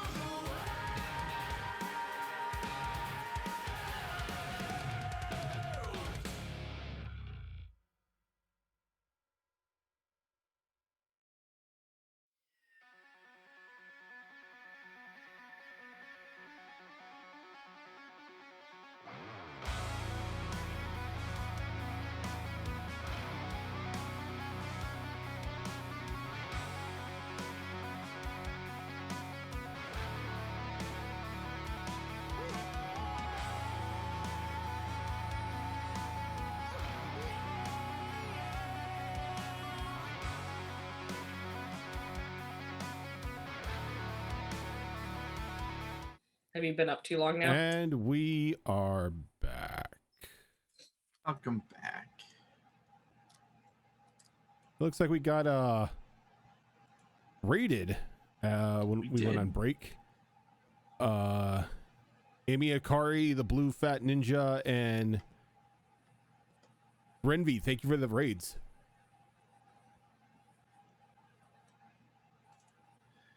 Just in time to see everyone wake up the following morning. For the walk of shame. Is the note still there when everything Appears to still be there, yes. when Zara finally wakes up? Ethan's probably not sitting too far away, and she goes, "Zara, I found a weird note last night." And she'll What did point it to it say? stabbed into the ground. Told me I dropped something. I need to go pick it up, and it told me where it was. But it told Sabira that she wasn't invited. It's a magical note that apparently she can see its true words. Everyone else is not invited, apparently. And what does it say now? Walk over, pull it out of the ground. I just pull it off the arrow again. Okay, and as you look at it, you still see the same instructions from the previous night. Says the same thing. And she'll hold it up. I can't read. Oh. We'll touch it and I'll read it for you. Touches it. Oh, I was right. No, it won't work. Never mind. I was wondering where you're going with that. Yeah, sorry. Brain fart. Never mind. Well then, someone else can touch it, see what it says. By the way, does anyone feel stronger? I'm stronger. She'll close the book as I have finished my 48 hours. Nice. You wake up, you're on the doorstep of Delore campaign over. Can I go Bye. see what it told me to pick up? Why not? One more side-eye Sabira as I go and walk over to where it was telling me to go. And I'm gonna follow. You're going to follow? Okay. Mhm. So you walk the, 40 paces to the east. Sure, that's what the note says now. 40 paces to the east. That's where you go. 50. 50 paces 50, to the yeah. east. Once you reach 40, you look at the note and the 4 is scratched out and it's a 5. And you reach an area of a clearing, not like a big clearing, but the waist-high grass that surrounds you is cleared in about a 3-foot diameter circle. And there is a square imprint in the dirt in the center of this circle, as though something heavy was sitting there, but is not currently there at the moment.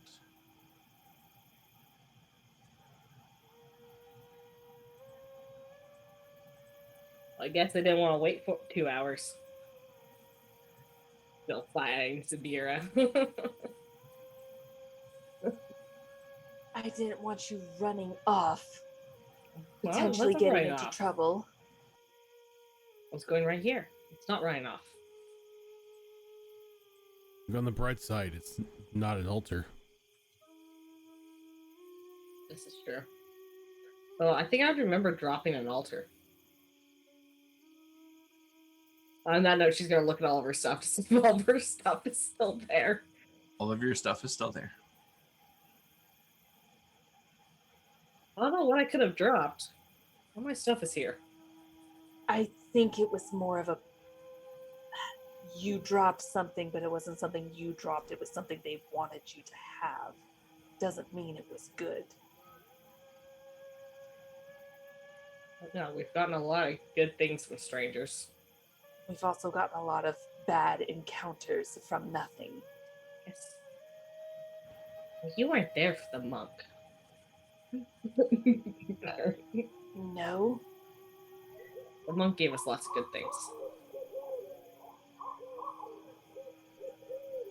Usually, yes. That's just gonna try and go back to camp. About morning stuff. Okay. What are you doing with the arrow and the note? Throwing them in her bag. Okay. Unless Are someone you- stops her.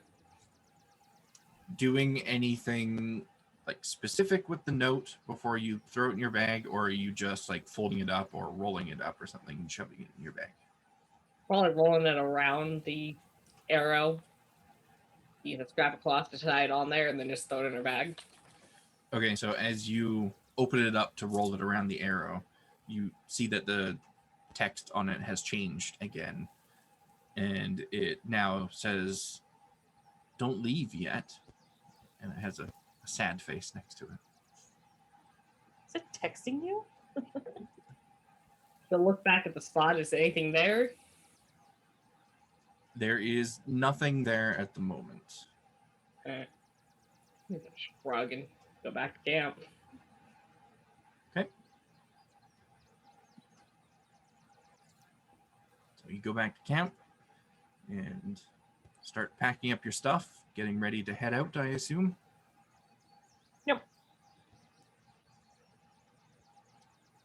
Yeah.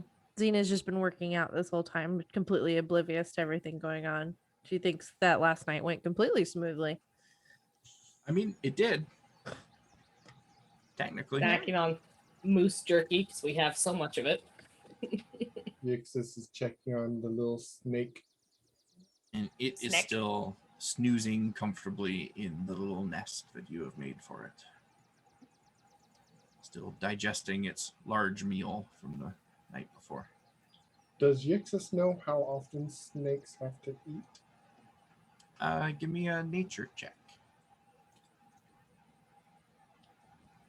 Keep forgetting I'm actually proficient in that. So that's going to be a 25. 25. Yeah, you have a pretty good idea. They do not need to eat very frequently. One decent meal, like the one that it just had, is going to last this snake for probably just over a week at this stage in its life. Okay. So he's going to try to keep mental track of that. Okay. So what is going to be the marching order here as you begin to set out and travel for the day? Subira will be in the middle. Middle. Xerx will be up in the front. So we'll be towards the front. Zara be up front too. So the middle just became the back. Like Xena goes to the back. So let's see. Xerx was in the front, and Iza was there with him, we'll say. Zara will be right there as well. Subira in the middle. Xena and Yixis in the back. It sounds like then if you're going side by side, like 2 rows. Yeah, that works. So since Xerx was the first to speak up as to who's in the front, we'll have Xerx do the first roll of the day.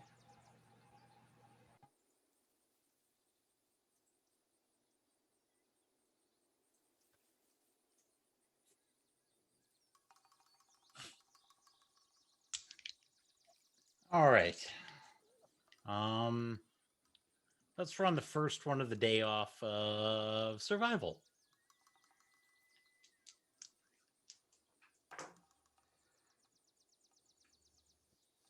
Yes, the dice work fine as long as I'm not rolling a travel roll. So Think that is this- a 12 12, okay. with Good a start. 10 on the percentile. 12 and 10. Yep. This is People why I had love better. it when Xerx is in the front. I saw that smile when he said he was going in front. Yep. It's been so long since he got to do travel rolls. And this is why the sessions will continue on for another 4 weeks. So, Xerix, you decide that it has been too long since you took the lead, and surely your bad luck has passed by now. So you set out and lead the group along this path through the sparsely populated plains. Sparsely populated by trees, rather, not by people. There's not just like random people standing around the plains, although that is a good idea.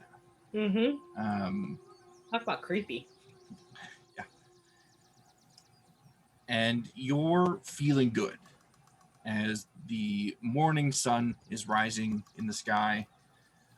You are all well fed with the rations that you have created for yourselves. You are full of energy after a mostly decent night of rest. What could possibly go wrong? And as the path leads you past a small, dense cluster of trees, you hear exactly what could go wrong. You hear the sounds of drums beating from within these trees, followed immediately by the sounds of some kind of trumpet, and then a scream from deep within the trees. It makes you stop in your tracks for just a moment, and then you hear the rustling and the cracking of leaves and twigs breaking beneath pattering footsteps, quickly moving footsteps. And then a moment later, some sort of goblin-like creature breaks through the tree line, screaming a war cry as it brandishes its little axe, looking directly at you. So I'm going to move us over to a map here. I feel like Isa laughs at this small thing that's now running at us with an axe. I don't trust this. This is just the one that got really excited and got out ahead of the herd. Yep. I know, but Isa doesn't. Isa just sees small creature running at us with an axe. The goblin comes charging out of the bushes screaming Leroy Jenkins. Yeah. So several of you just kind of stand there looking at this creature, kind of laughing to yourself. Like, what threat could this possibly pose to us? Yep. Definitely just laughing. And Rare then face palms. Zara's just half looking a a little second later. confused. Half a second later, you see what follows this particular little goblin, and it is many more goblins in tow as they all come running through these trees. Sounds from deeper within this tree line of these drums and these trumpets beating as this chant in Goblin is going off through this area. And I'm going to need everybody to roll me initiative after I clear this track. I think Isa's giggles turn to a grin of, oh good, a fight, as she locks eyes with Xena, like, yeah, let's do this. Yeah, Xena's just like got anime glitter in her eyes. There we go. Battle! So close to actually having a good initiative. And then it rolled off the 18 to a 4. Yeah, I got a pretty good one too. Got an 18 on mine. I am going to, I am just adding you guys over and over because Why not? Roll20 does not know how to deselect something when you right click a completely different token. Last night's food buff was super initiative. Yeah. There we go. Sorry. So now everyone's going to have to re-enter their initiatives. Roll20. So these goblin creatures, I am just going to add them in groups so our rounds don't take an eternity.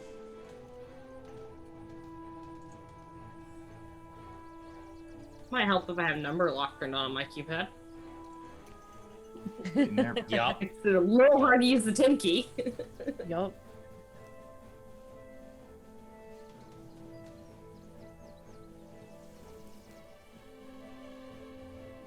kept typing, like, why is nothing showing up? Oh, that's good. Rolled like shite. Like I said, mine rolled off that 18 to a 4 on the die, and It's okay. This is why they invented Fireball. Conveniently for me, they all have the same dex mod, so I don't have to keep looking back at their sheet.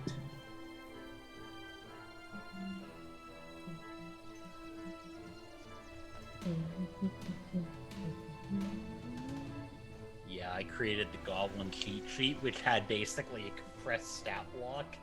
It just in lines. It's like, this is one of those. Okay.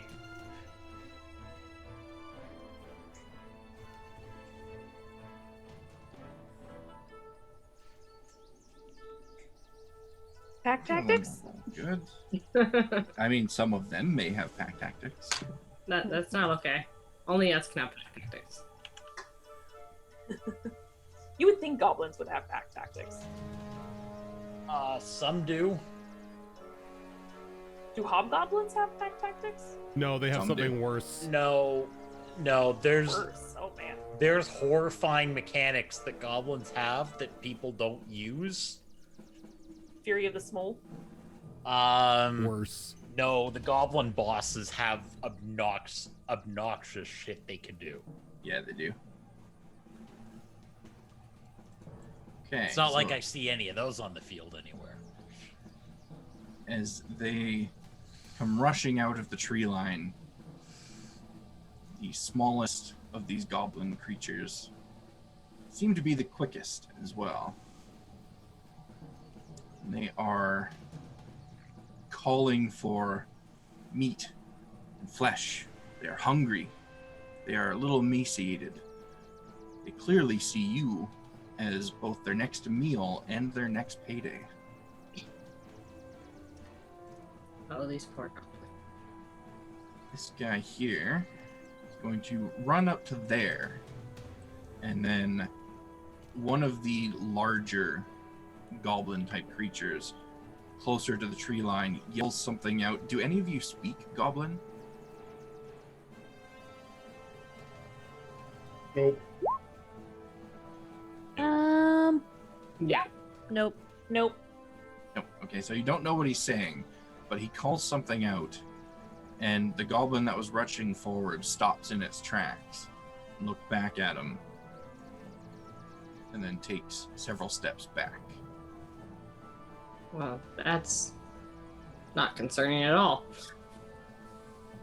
And then the other 4 goblin creatures that look similar to them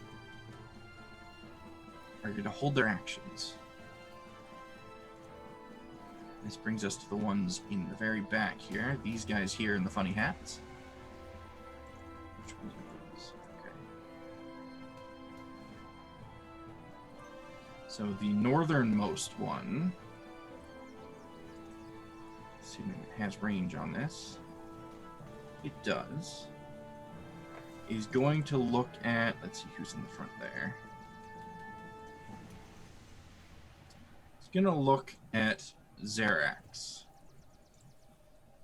And it's going to kind of gasp at you and point its finger almost in fear as it calls out in common. It's like, ah, a hideous fiend. Oh, wait. No, you're just ugly. As it uses vicious mockery on you. Aww.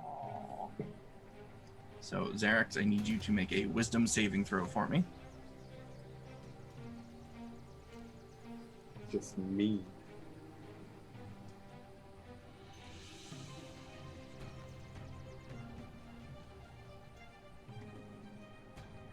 Twelve.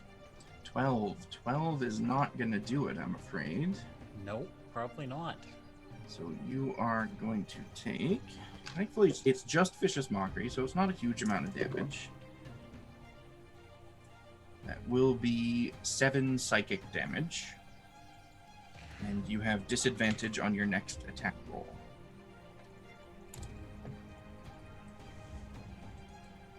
Then the one in the funny hat in the center there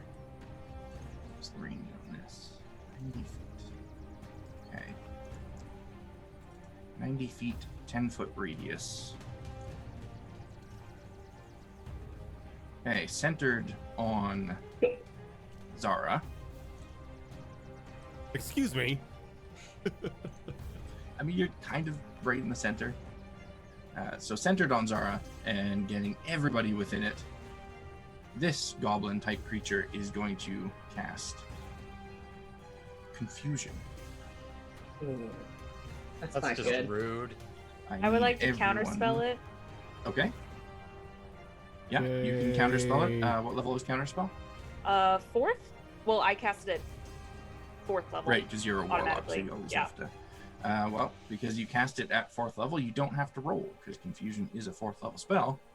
So you counterspell it. And She's just that like, goblin no. looks very frustrated. And it barks something in Goblinoid to the southernmost one in the funny hat. And Oh, there's more. he is going to do what his friend failed at and cast Confusion, centered on Zara. I can only do it once per reaction. So I need everybody to give me wisdom saving throws. That could be Make worse. your rolls, and then I will go one by one to see what the saves are. Nice. Wisdom. I doubt that makes it. No. Why couldn't it be Constitution? I can use the Constitution. I swear So- my brain is being controlled again. We will start with Zerax. 13. 13 is going to be a failure, sir. You are confused. With disadvantage on an attack roll. With disadvantage on an attack roll. Yeah, that might actually work in my favor now. Yixis, what did you get? 23. 23, that is a success. You are not confused. Subira, what did you get? Also a 23. Okay, you are good. Iza, what did you get? 11. 11, you are confused. Zara, what did you get? Natural 20 for 27. You are good. Xena, what did you get? I got a 4. What did the Okay, barbarian get for a wisdom save? You are confused. I'm so confused. I mean, who was confused makes complete sense. Let's be honest. What's going on, guys? So, that is going to be the end of that goblin's turn, which brings us to Xena. Xena, if you could roll a d10 for me, let's see what you do. Okay. 9. 9, you can act and move normally. Whew. Let's see. Which goblin looks like the big, like one of the? Are they all the same size, or are there a few bigger than others? Or They're all more or less the same size, but you saw this guy right here was barking orders at the other guys around him. he was barking orders. Okay. The goblin right here that's next to him. Xena's actually gonna try to cast a spell and see how this works. Okay. She's gonna get really annoyed. She feels like her head's getting messed with a little bit. Oh, I didn't do my long rest button. Hold on. Just noticed my HP is all messed up. Okay. So thinking of that, and she's going to point a clawed paw at that goblin and say, it would be far more glorious for you to fight on our side. And she's going to attempt to cast Charm Person. Okay. Ignore that roll because it's not, I don't know what happened. It's a save. I hit the cast button by accident. But it's a wisdom save. 12 is the DC. Wisdom save, okay. 12 is the DC, you say? This guy rolled a 5. Yeah. So he is charmed by you. Icon on him here. Alright. We're friends. Don't you remember? And he stands there looking real confused, like looking at you guys and then looking at the goblins and kind of looking at himself, and he's very confused. You're on our side. You're one of us.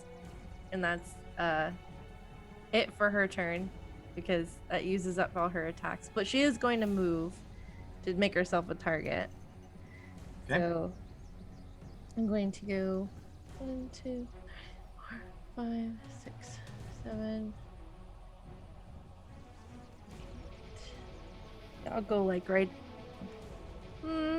Actually, let's see. 5, 10, 15, 20, 25, 30, 35, 40. Yeah, I guess I'll go right there.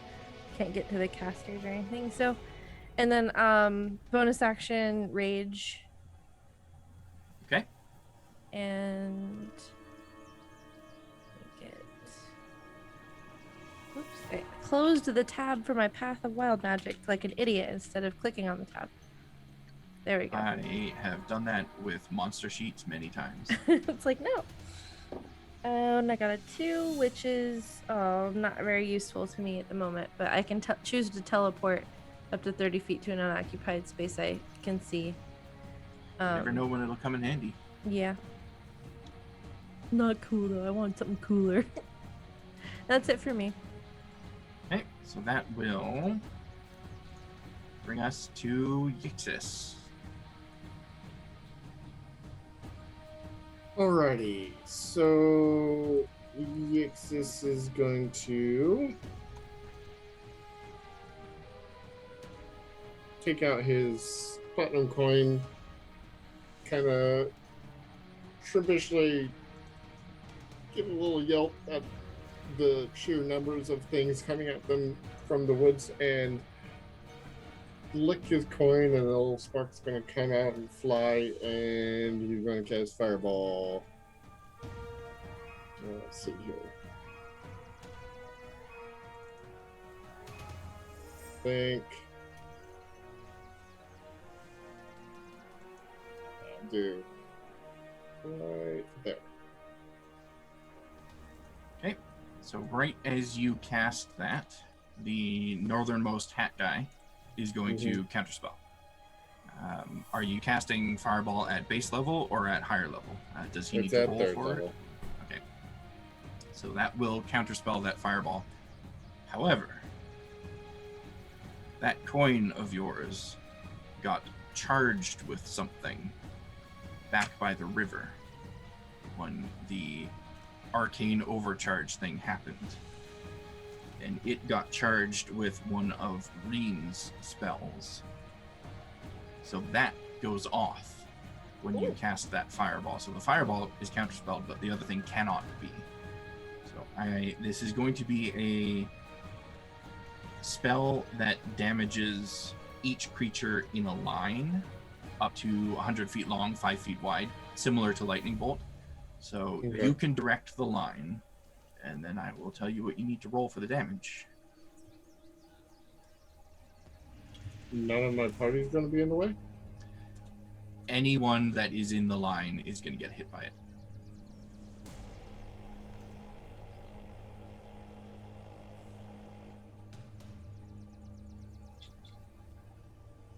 So Okay. if you're too Describe it concerned, one more time. it's basically similar to Lightning Bolt. It is a 5 foot wide, 100 foot long line of damage that is going to happen. And anyone in that line is going to be hurt by it. So if you get some of your party in it, they'll have to make the save and then take some damage, but so will the enemies. You can feel this about to happen, so you have a moment to direct it. If you would rather save your teammates from getting damage, because you're kind of in a position where it's going to hit some of them regardless, you can just point it like harmlessly behind you or something. Would I have a chance to move out, or to move? It happens simultaneous to the Fireball.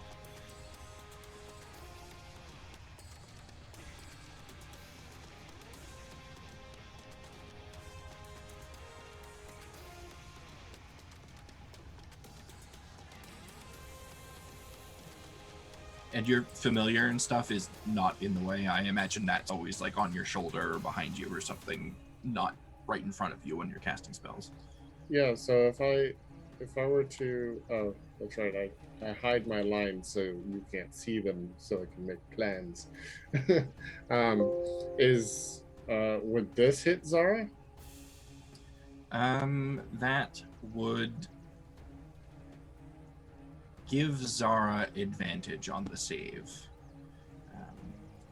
because it's still technically crossing through that space, but only just. So Zara would have advantage on that save.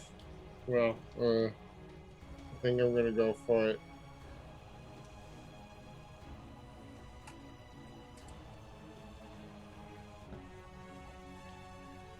So that is the direction you're going to do it in then, towards that hat Yeah. guy? Okay. So Zara and hat guy both need to make dexterity saving throws. And As you get to make yours an advantage, right? yes, Zara gets to do hers at advantage because of the proximity to you. Goblin guy does not.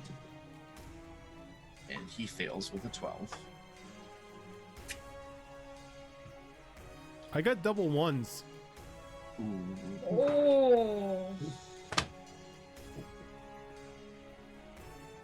So, a large My dice hate me. burst of crackling white energy erupts from this coin as you try and focus your fireball through it. And at the last moment, you swing it off to the side to direct it away from the majority of your friends. As one of Reen's spells, Lay Energy Bolt, erupts from it.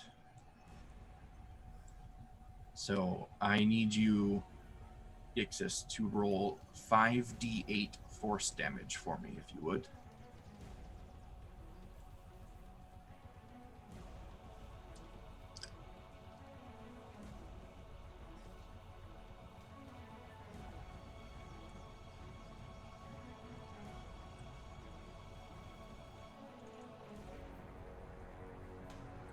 That wasn't super high.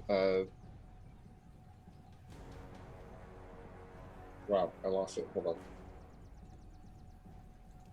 13. 13? Yeah. Okay. So Zara and Goblin Hat Guy are both going to take 26 force damage as a series of beams erupts sequentially from this coin, 4 of them in total. And they pass right through Zara and then right through this goblin character and proceed for the full length of this 100-foot line. But afterwards, the glow from your coin fades, and that spell is no longer active within it, so there should be no more surprises.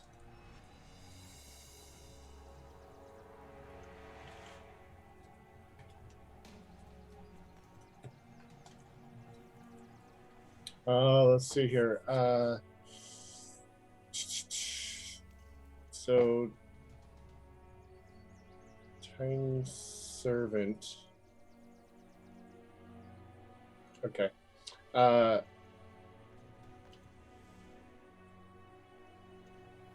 gonna reach down, tap tiny servant.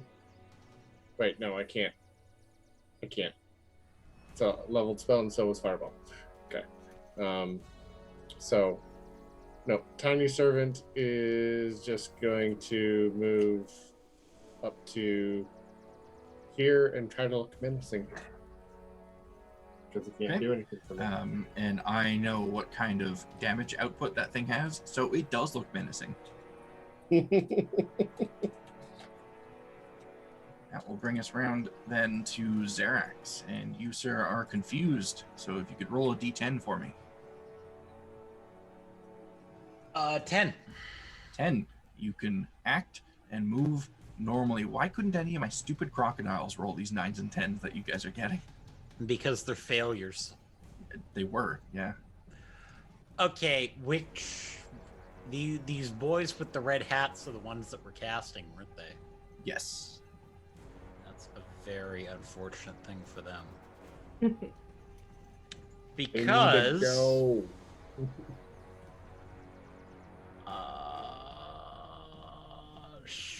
20-foot radius is. My fireball. Where do you want it? Oh, hey, that's convenient. Your fireball's that.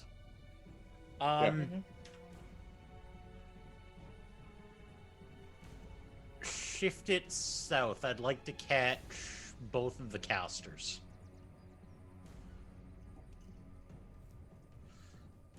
Yeah, perfect. Exactly like that. And we are going to be casting Spike Growth. Spike growth. Okay. And get out The there bane over of here. goblins everywhere. Just to make sure. Okay. Hat guy in the middle. Counterspell.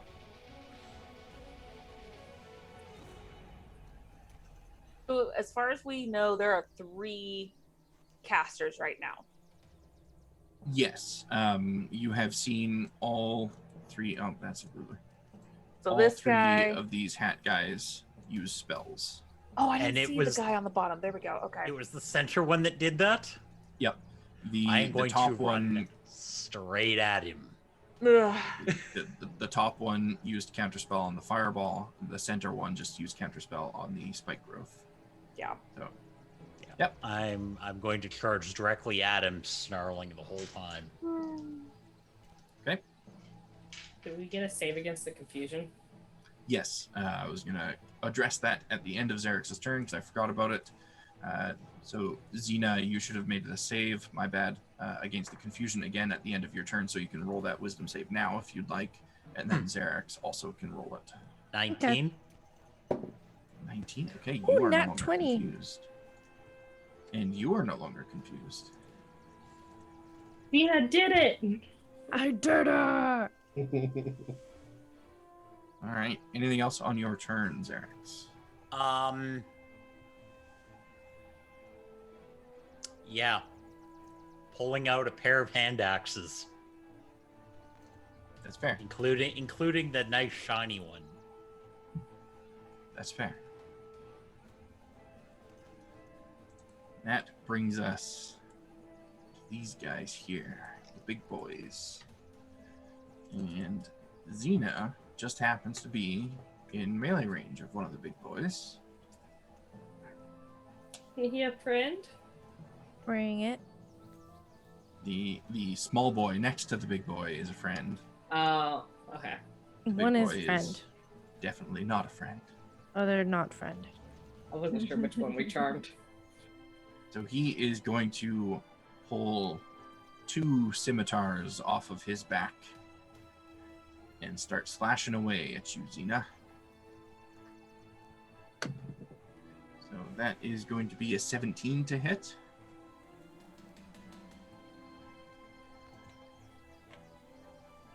Does a 17 hit? Yes. So that will be not great damage, but it will be 9 slashing damage. Okay. And is that already halved, or do I have it?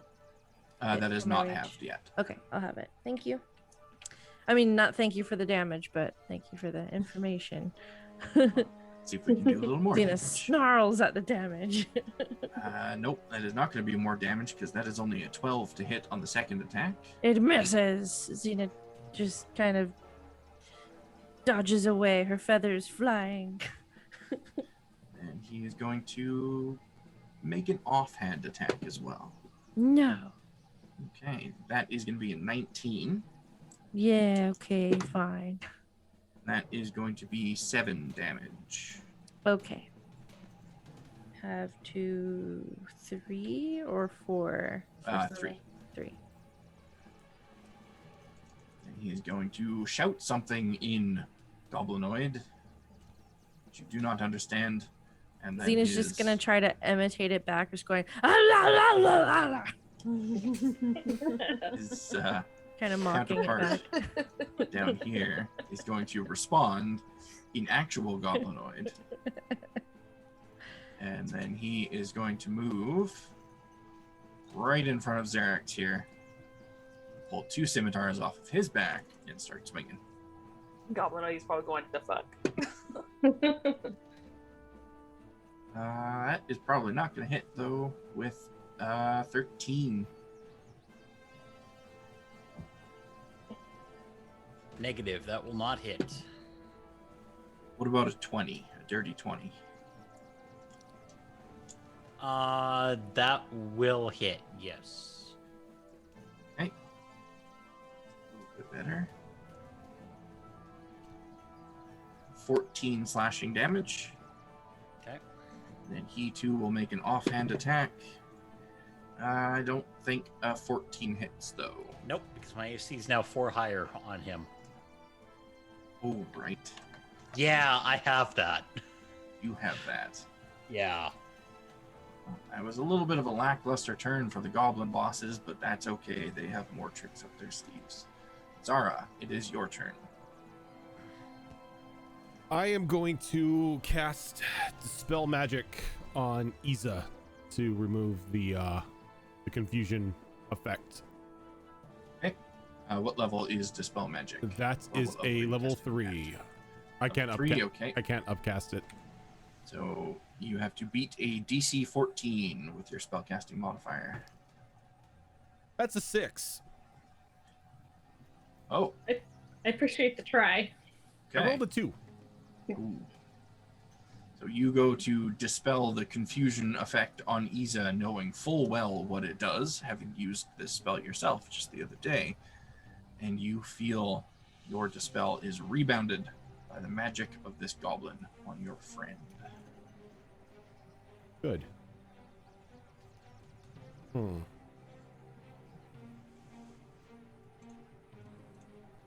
And she takes that personally.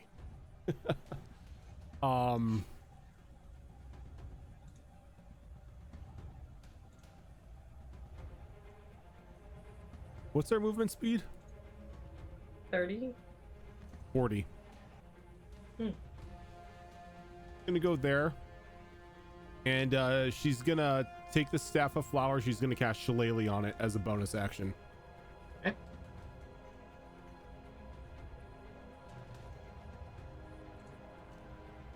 That will then bring us to these guys. So there's a lot happening in front of you guys. There's a lot of goblins that have just rushed out of these woods, and you still hear the source of that drumming and those trumpets somewhere a little further back within the tree line. You don't have full eyes on these guys. They have like three quarters cover from you if you were wanting to like shoot them with a bow or something. So you can kind of see them, but they are the source of the drumming here in the back. And this guy at the top, the northernmost guy, is going to use his fun ability and start banging away on these drums. And you all hear it. I need all of you to give me charisma saving throws. No! It would be charisma. Everyone? Everyone. That's a nat 20 for a 19. Okay, Ooh. you're fine. I got 12. Okay, Iza, you fail. That's Yeah. a 5. Zarex, you fail. 19. Xena is very charismatic. You're good. 22. 22, you're good. I rolled low. We got a 12. 12, you failed. Okay, so everyone that failed, let's see what fun effect you're getting. Oh, it's like the least interesting effect. So all of you that failed, your movement speed has been halved. So mark that down somewhere, because that will persist for as long as these drums continue to beat. And then the southernmost guy is going to also beat his drums loudly and clearly for his teammates to hear. And what fun effect are they going to get? They get a fun effect. Okay, Iza, it's your turn. You are confused. Roll a d10 for me. 6. The creature doesn't move or take actions this turn. The end of your turn comes around, and you can make that wisdom save again. Okay, that's 16. A 16. You're 1 shy. I think that's luck. Story of Isa's life. You're 1 shy. Yeah. Hey, at least I didn't hit one of my friends. It's true. So she's just gonna stand there kind of in a daze. And Sabira, that brings us to you. Oh, yay, me. Bottom of the barrel. God, I really wish I had AoE attacks. Well,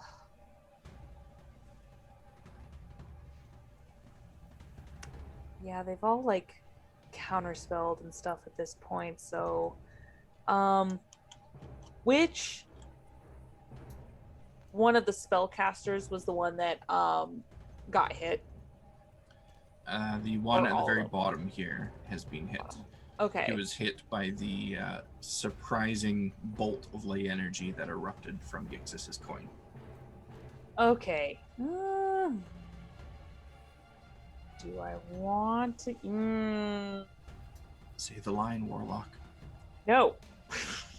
God damn it, fine.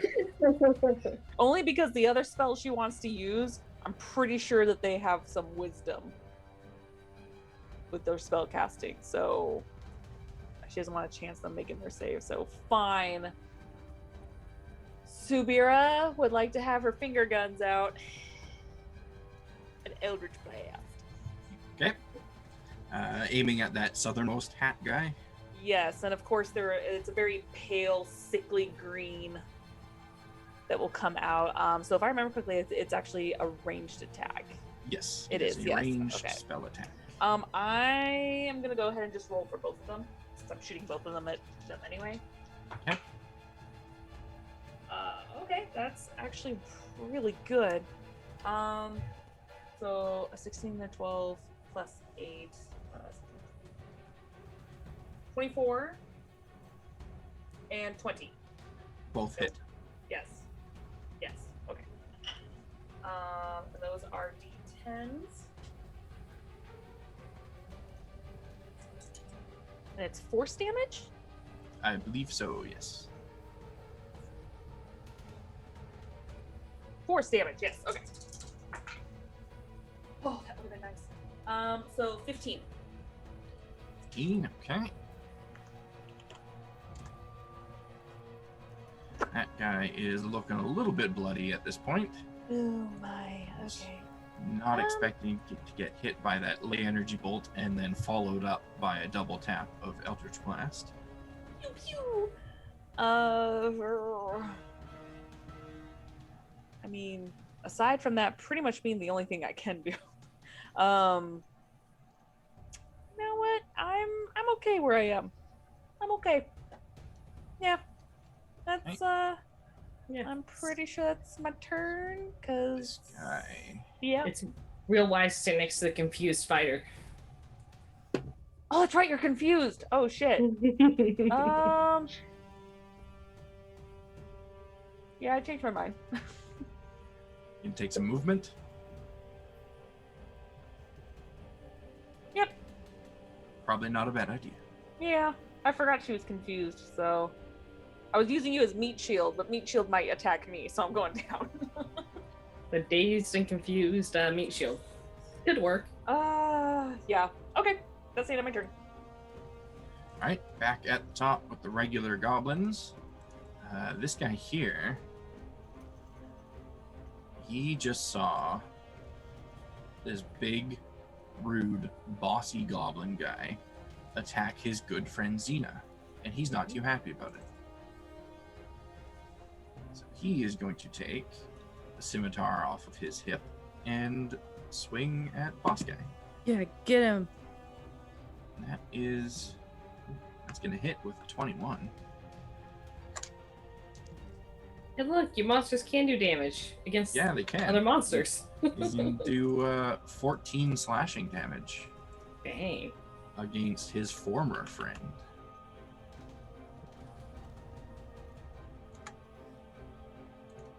And that brings us over to this guy, who is not concerned with the infighting that is going on, and he's going to step forward, make a slash with his scimitar at Xena. That is a dirty 20 to hit. Yep. That is almost minimum damage. 7 slashing damage. Okay. And this guy here, by Xerax and the other boss guy, is going to attack Xerax. That is going to be a 16 to hit. Matches. Okay. That is going to be 12 slashing damage. This guy here. This guy here is going to go for Xerax as well, because the tiny servant hasn't done anything yet, so he doesn't see it as a threat. How many of these have moved within the Oh, wait, that never went off, right? Yeah. I was confused by the template. Never mind. Yeah. So that one, just shy of a crit, but that will be 24 to hit. That'll hit. Use Xerax. That will be 11 slashing damage. This guy down here is going to move right up on Zara and make a swipe at her with his scimitar. I'm going to use a reaction to Spore of Halos, so I need a con save. Okay. And that was their constitution. 8. Rolled an 8. All right, it's going to take 6 necrotic damage. 6 necrotic damage, okay. And he rolled a nat 1 on his attack. Let's see what happens to him. Worst in the world. As he goes to swing at you, he just gets a face full of spores, and like he goes to swipe away at the spores while he's swinging at you with his sword, and his sword slips out of his hand and just flies 4 spaces away. Wow, he threw it 20 feet by accident. It landed over here. I'll mark it on the map so I remember. Right over here. There's a scimitar laying on the ground, just an ordinary scimitar. That is the end of their turn. Which brings us to the hat guys. So northernmost hat guy.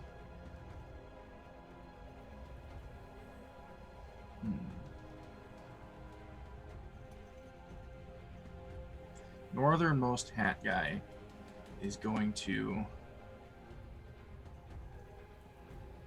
look at Xena. He knows what you did. He knows what you did to his friend. Oh, does he? Does he know? He does. He's going to look at you and he's going to call out, "You swing like a halfling." And I need you to make a wisdom saving throw for me, Xena. Okay. 7. 7, okay. That is a fail, unfortunate for you, as he uses Tasha's hideous laughter. Oh So no. You hear what he had called out, and it just makes you crack up laughing. So much so that you fall to the ground. It doesn't even make sense. I don't know. He hasn't even seen me swing yet. And I just start rolling on the ground laughing. So, our next hat guy here. He is going to... What is he going to do?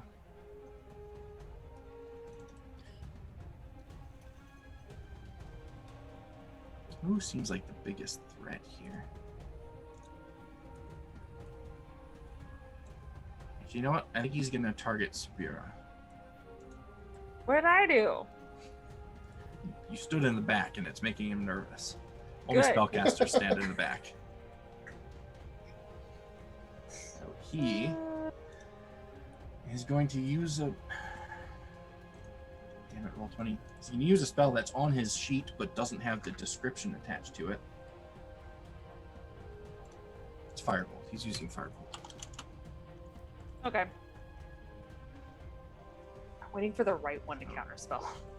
Ranged spell attack. Okay, that's what it is.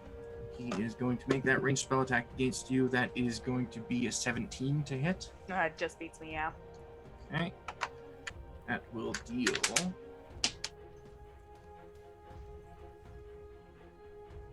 not very much damage. That is only going to be 7 fire damage. Okay.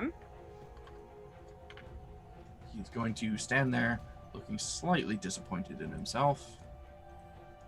And he's going to move down 1 space. And then the final hat guy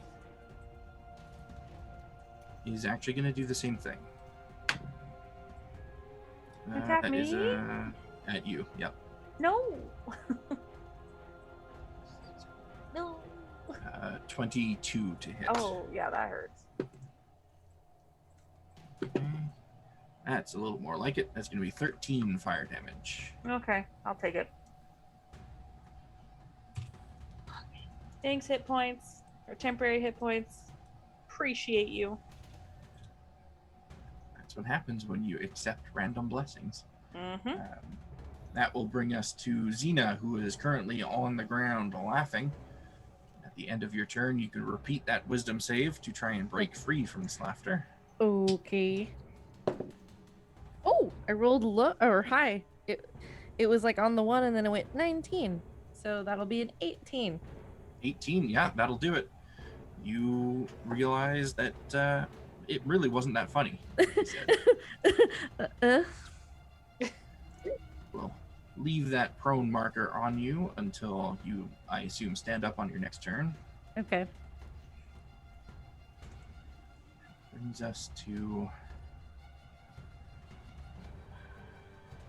none of you are close enough for this. Actually, no, maybe you are. You know what? Yeah, this guy is going to take advantage of this situation. So, Xena, Isa, and probably Yixis as well, see some shimmering in the air next to Xena, the prone form of Xena. Xena, does a 24 hit you? Pretty sure it does. Sorry, I was muted. Yes, Yes, okay. of course. As that strike hits, you see somebody that was previously invisible become visible. That Wow. rat. He is Bastard. going to Okay. do his Damn it. damage, and because he had advantage, he gets sneak attack. Sneaky son of a. One a-hole.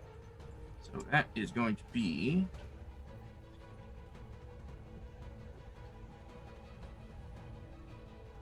24 piercing damage. And he is going to bonus action disengage Okay, so I'll Run. take 12 of that. back into the woods, but not invisible. This guy hits hard. He's quick and stabby. Ixis, you're up. I have a very important question for you. Yes, sir. Is there a cliff to our right? There is not. It is like grassy plains for the most part, except for this dense cluster of trees that you are just outside of. So I'm basically asking, am I limited to I have to stay on the map? I would like you to stay on the map. Because I should be able to move 20 feet that way. You should be able to. At that point, you would be exiting the battle. It's a barrier. It's the invisible wall of D&D. The maps Well, are only a certain because size. 20 feet that way. And, well, if maps are only a certain size, then why do I have a 150-foot range for spells? Because you that I can can't make maps use? any size you want. And I made this map this size for a reason. You sound just So- like Azerin, Yep, okay? that's the Have to zoom Azerin all the way out. That's Yeah, the Azerin. why make sniper rifles if you can't snipe? I've made massive maps before and I've used them, but they're easier to do in actual play, not when you're trying to screen record things and actually see what's happening. Because then I have to scroll through the entire world to try to find where your character's at. I get that. I'm asking for theater of the mind here. If I can be 20 feet that way, I can do spells again. What are you trying to do? Not being counter spell range. He's seen counter spell used twice. Yeah, that's fine. Okay, so he'll take his movement to be back there, and he's going to cast at 4th level, summon Shadow Spawn, and it's going to be right behind Zax. Okay. I believe you should have the token for that in your journal and should be able to just drag and drop it onto the map. Okay. Trying to. Yeah, it doesn't drag. I have it, That is In my journal. strange. but I can't drag it onto the map.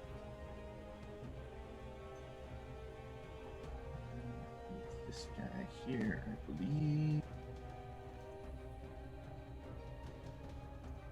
Shadow Spawn, you said, right? Yes.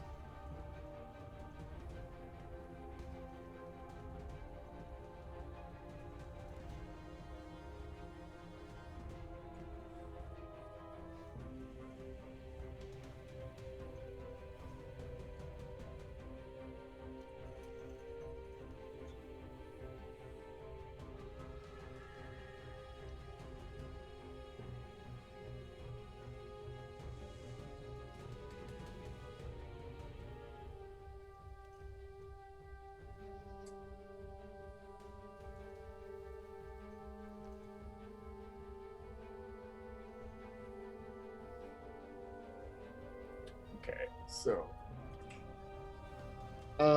this is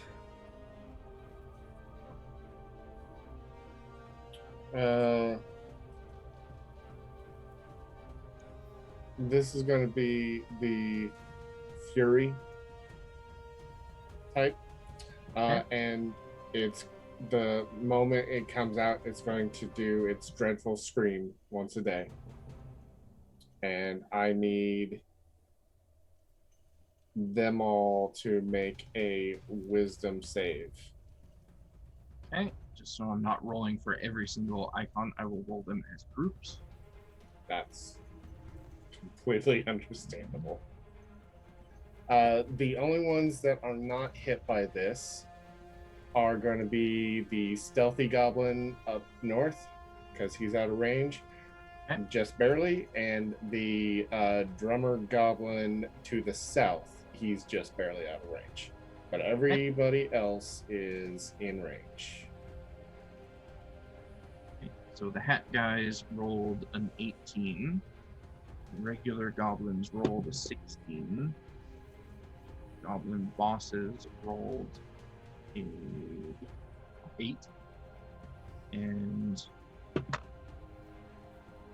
guys that you can't see at the moment rolled 16s. How much? 16.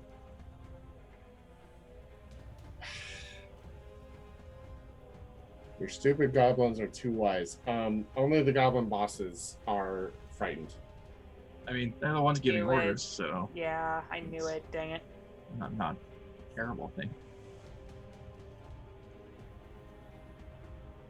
So the goblin bosses are under the frightened condition.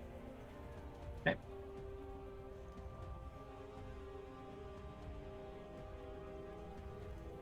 All right. They are And marked then as such. my tiny servant. Let's see here. You are. Yep. My little tiny servant friendo is going down here and taking its attack against that guy because I don't like that guy. Okay. I don't like any of them, to be perfectly honest. But so, okay. Can't believe these tiny servants. Yeah, that's 24 to hit. 24 to hit. Certainly hits. 19 on the die.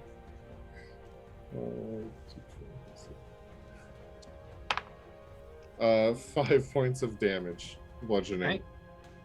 And this is where goblin bullshittery is going to come into play. As you, or rather your tiny servant, goes to swing at him, he's going to quickly pull a coin out of his pocket and flick it in the air. He's going to ring out through the area. And he's going to use his reaction to use his Reversal of Fortune ability. And instead of taking damage, he is going to heal 1d6 damage. That's a racial ability? It's one of many bullshit goblin things that they can do as abilities. Yes. Wait, what? And the little Hold hat. on. No, the little hat goblins are masters of goblin bullshittery. Yeah, they are. Yeah. That's not like if you chose the goblin race ability, right? That's just like special to these guys. Damn it. It's specific to this exact goblin monster. I mean, love these y'all know what guys. I'm playing next season, so I that's know why I'm exactly like, what you're the getting fuck at. is this shit? Funny enough, those little goblin hat guys. That was what Gnoll was in campaign 1. Oh, son Yeah, of a bitch. You know exactly what kind of bullshittery are up their sleeves. Mm-hmm. Oh, it's funny And enough. But I'm that did use his reaction, so. I'm scared. There's 3 of them. Oh, Yeah. anything else on your turn, Eustace? Well, you were going to roll damage.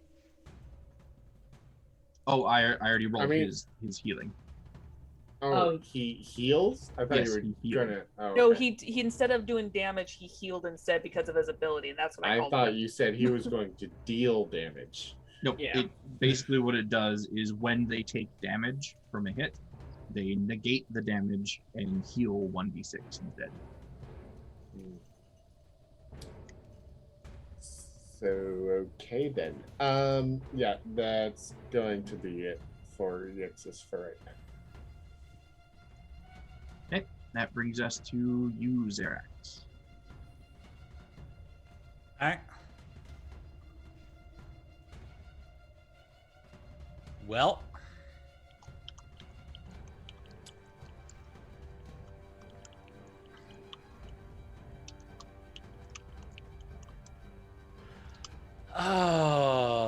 you know what? We're gonna play Thin Herd. You are good at that. Mm. The one directly north of me. That boy. Okay. Kittens, I need dice. Okay.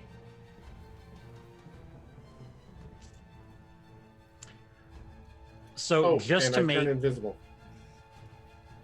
that's a good That's note. right, you do. Yes. The bone hatchet that I got, Yes. the one that duplicates itself, that is only when it's thrown, correct? Correct. Okay, good. Just making sure.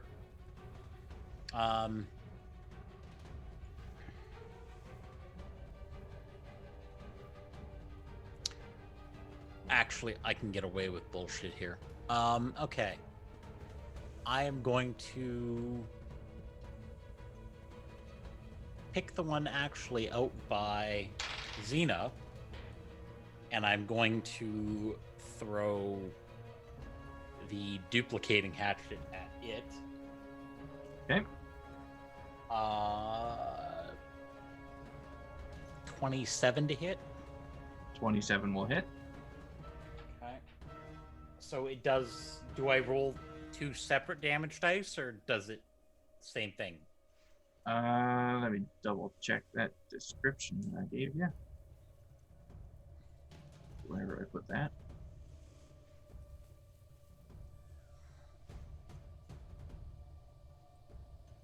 Too many notes. Oh, Really in the hey, notes. that's fun. So it appears. Sorry, I'm reading here. Yeah, so it's separate damage. The one that appears is going to appear just on the other side of the fake friend, and it's going to strike him since he is the first in line there, and it automatically hits, and it does 1d6 plus 1 plus your strength modifier. Okay. So the one in front of Xena, that one, is going to take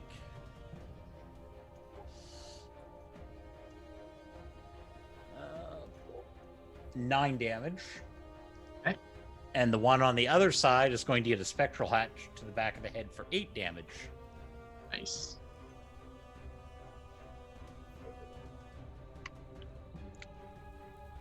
He is thoroughly confused by that.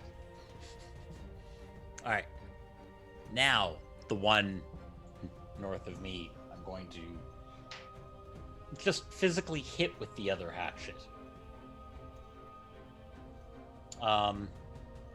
Actually, I should do something smart first. Oh, let's see if they're smart enough to counterspell this. I'm going to try to Hunter's Mark that one. Okay. No counterspell goes off. The Hunter's Okay. Mark applies. Not great. That is...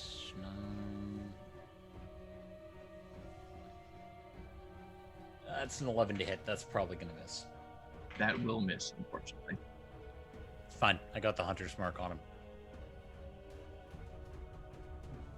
Okay. Anything else from you? Nope.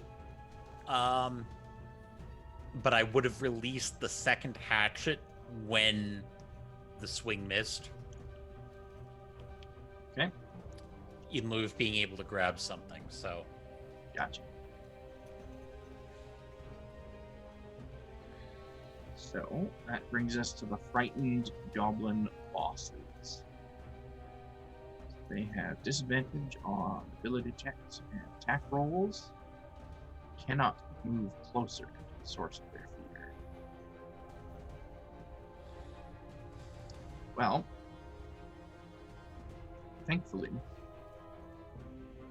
the boon that the drummer boy to the south is giving them would have normally had them at advantage on their attack rolls. So this is a straight roll for them, as this one near Xena goes to attack her. She is prone, but you don't stack advantages and disadvantages. It's still just a normal roll. And I'm pretty sure 15 is a miss. It's a miss, yeah. Attack number 2 is a 21 to hit. Hit. That will be 10 slashing. Okay, reduced to 5. Offhand is a 15 to hit. Miss. Okay. So Xena's, I guess, on the ground, just like, whoo, whoo, like moving Rolling from side side to to side. side quickly. Okay, and the one in front of Xerax there is going to make a chop at him. And a 7 misses, I'm pretty sure. Yep. And that 20 hits, though. Yep. So that is automatically going to be 17 plus.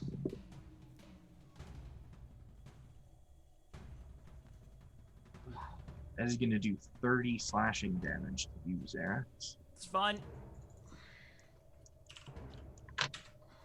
He's going to make an offhand attack as well and miss with a 12. Yep. Yes, he is. Zara, you're up.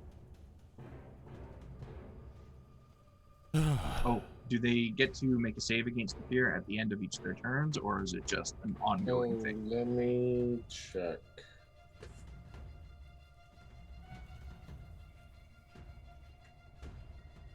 Yes, they do.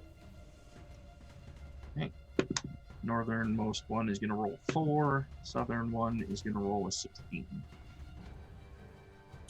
Southern one saves. Okay. Now it's your turn, Zara.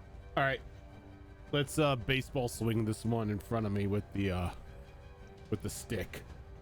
Okay.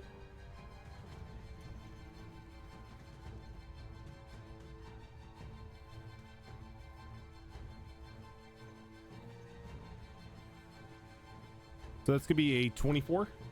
That'll hit. Okay.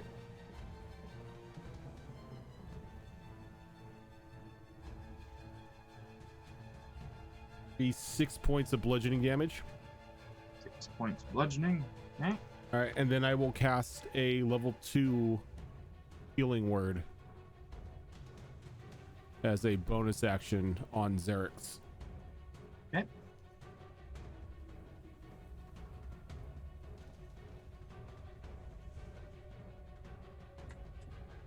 So 9 HP. Xerix, you recover 9 HP. Okay. Any movement from you, Zara? Nope, gonna stay right there. All right. That brings us back up to the drummer boys. One to the north is going to beat on his drum, and I need charisma saving throws from everyone. 17. 17 is a save. 4. 4 is a failure. 15. 15 is a failure. Dirty 20. Dirty 20 is a save. 17. 17 is a save. And we will have Gilly roll when she comes back. In the Do meantime, the other effects from previously still persist? they persist. Yeah, So they can stack multiple. they sure can. They can't Wow. stack the same effect twice, but they can stack multiple effects. They're basically goblin bards. So, those of you that failed are... It's only damage this time, it's not an actual effect. Those of you Is that the- failed are going to take 10 damage, though. Is the 10 range psychic infinite? damage. The range is, if you can hear it, you're affected by it. Okay. Thought that might be. Okay. You said 10 damage? Yep. Good timing. Gilly, could you roll a charisma saving throw for me? I can. That's not a very high chance of her to save. 11. 11 is not going to do it. You're going to take 10 psychic damage. Okay. And then drummer boy to the south is going to see if he can give his friends another boon. And it is going to be... You're getting a little beat boop there, Fox. Am I? Yeah. There's a little bit of distortion. That is strange. I'm not sure what that could be from.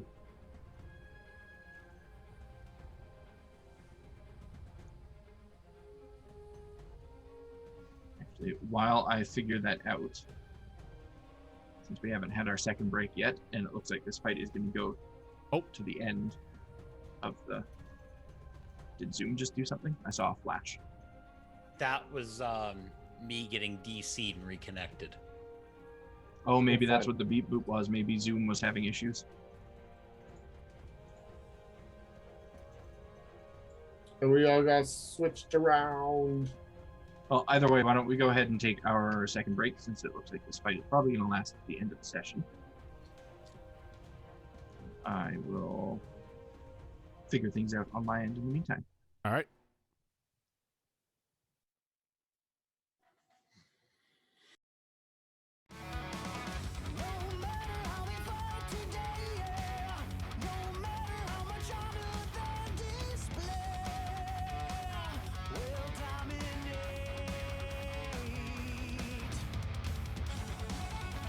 Spells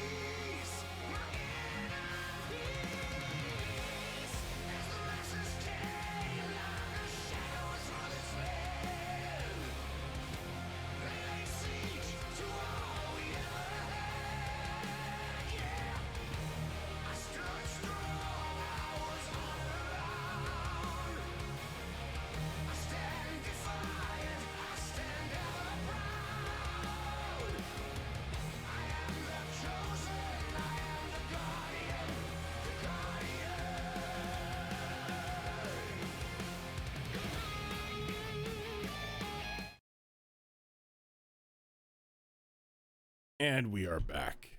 Do they? So hence my Eldritch Blast. Second time Siberia's had to use it?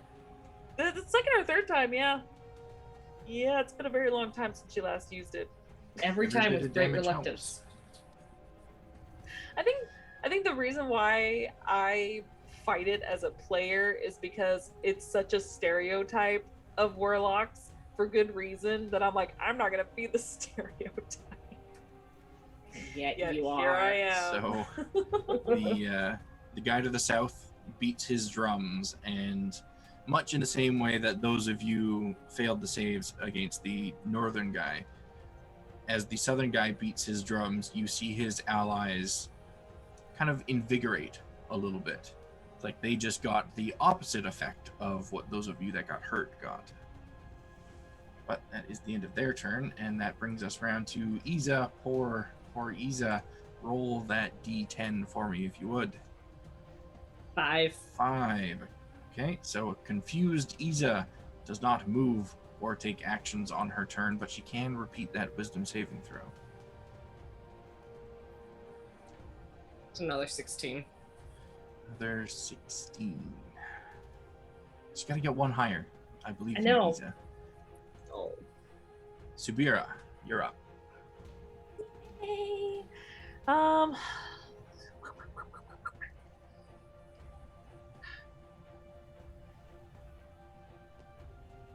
Which I know this was a while ago, but which one casted confusion on? The one that casted confusion was actually the southernmost one.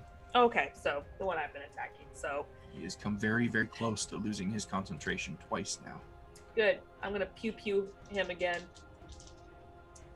And it's just creepy because the whole time she doesn't even blink. She's all wide-eyed, just going pew pew, like she do. Yep, I'm gonna use my sickly green dice for this. Oh, maybe I Sickly shouldn't green do that. dice. Well, maybe I shouldn't do that. The one was 15, and if a 12 hit last time, then I'm assuming a 15 will hit. Yeah, that's a 23. 23 and hits. Is that a 6 or a 9? Oh, it's a 9. Okay. 17. A 17 also hits. Oh, sweet. Okay. Cool. Ooh, so close to max damage. That's a 19. Force 19 damage. Okay. Oh, Needs to make DC 10. Ooh. He's not dead. But he rolls a 2 on his concentration check. And the confusion on Isa drops. I do every little bit I can with what little I have. You know what? I actually want to check something real quick. I don't know why I didn't think of this before, so I apologize. But I wonder, is this a bonus action? Fuck, it's an action. Okay. Never mind. Welcome to being a warlock. I was trying to be nice and use my cool bell branch to help out, and it's an action. I'm good. Oh, you've got some movement if you want to take it.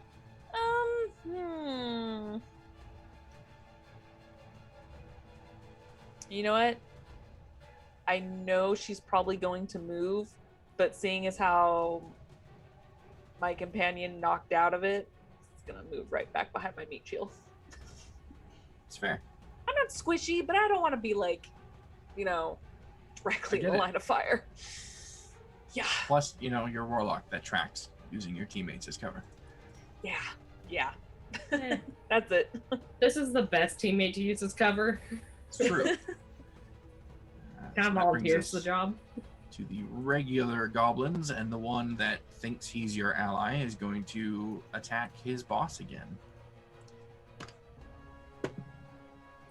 Yeah, I think buddy. that's gonna be a miss with an 8. Come Swing and a on, miss buddy. on that guy. He tries real hard. He's trying to impress you, Xena.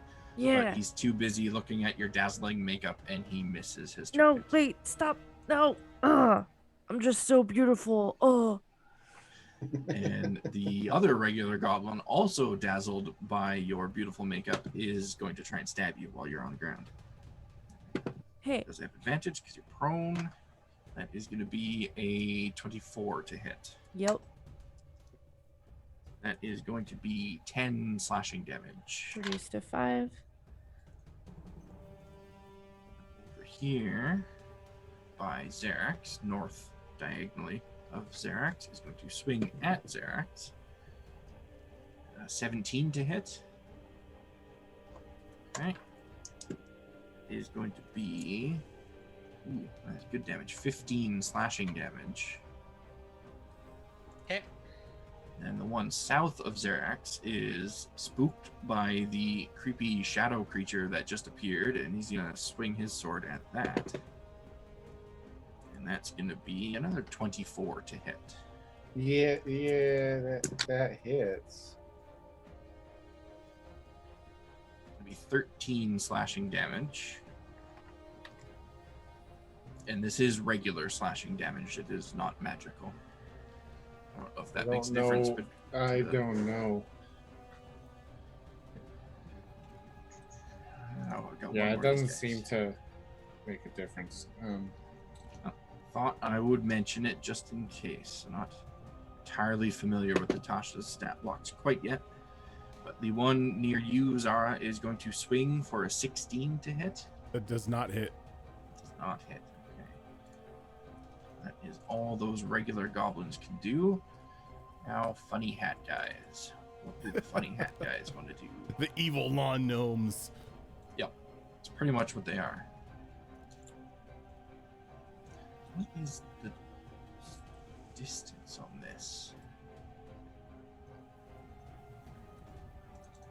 60 feet. Tonight, How can stupid is this guy? can tonight's episode just be called Goblin Bullshittery?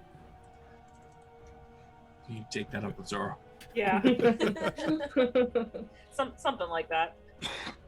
I did He is a couple pretty episodes ago. I stupid. did say this. A title was "This is Bull." So, let's see. How far would he have to move? 5. But he's 20. I also so moved he's 20 feet back. Yeah, you're 75 feet away from him. So he would have to move 15 feet to get you in I'm invisible. range. Oh, that's right, you are. Well, he's not going to target you anymore, which means he's going to stow that insult away for later. Ixis is like hard noping right now. He is. Yeah. It's like nope, nope, nope, nope, nope. Invisible, you can't see me. Bye. Instead, Welcome he's to going to Yixis's life. call out to Sabira, who he saw just run behind Iza. He's going to say, I'm going to make a pretty coat out of you. And I need you to make a wisdom saving throw for me. Oh no! Oh shit! That was skill. And I how it popped out and just kind of did a rim shot. All right. That is. That's a dirty 20. Dirty 20. Okay. You just ignore him. Nothing happens. For the first That time is, in a long time, she just blinks at him. Just blinks. Once. They all Does retreat. it, I doesn't think it's even, more creepy. she doesn't even do the normal blink. It's the one eye at a time blink. It's a lizard blink. Yeah, it's a lizard blink. Just like. I don't know what's more creepy, her not blinking, her blinking. Yeah. I like that. Okay, so this guy, I think he's gonna help his buddy, but it's gonna take 2 turns to do it. So first, he's going to move to here, and then he is going to summon a mage hand. I got one of those. But that is all he can do on that turn. The one at the southern border of the map there is going to look at Zara and fire a firebolt at her. So that is going to be 21 to hit. That will hit. Firebolt is 2d10 at this level. 8 fire damage. That brings us to Xena, who is free to stand up now if she wants to. Yeah, I'm gonna stand up and noticing kind of where my companions have been focusing on during this battle a little bit, seeing things flying over my head and whatnot. She's gonna teleport to here, and I'm gonna whack this fucking long gnome. So first, I just imagine you like teleporting right in front of him and then Yeah. kicking him like you kicked that box off the road. Yeah, that would be awesome. But only I want to use my great axe, so That's fair. the kick is for flavor. Swing it like a golf club. There you go. Yeah. And Yeah, then when he she'll flies try in the that. air, bring She the kind of axe down. lines it up and then swing. Okay, that's gonna be a 18 to hit. That'll hit. Okay. Xena time. I think Zaya just invented Gnoll golfing. 16 points of slashing damage on the first hit. Nice. Second hit is a 21 to hit, so hits. That'll hit. And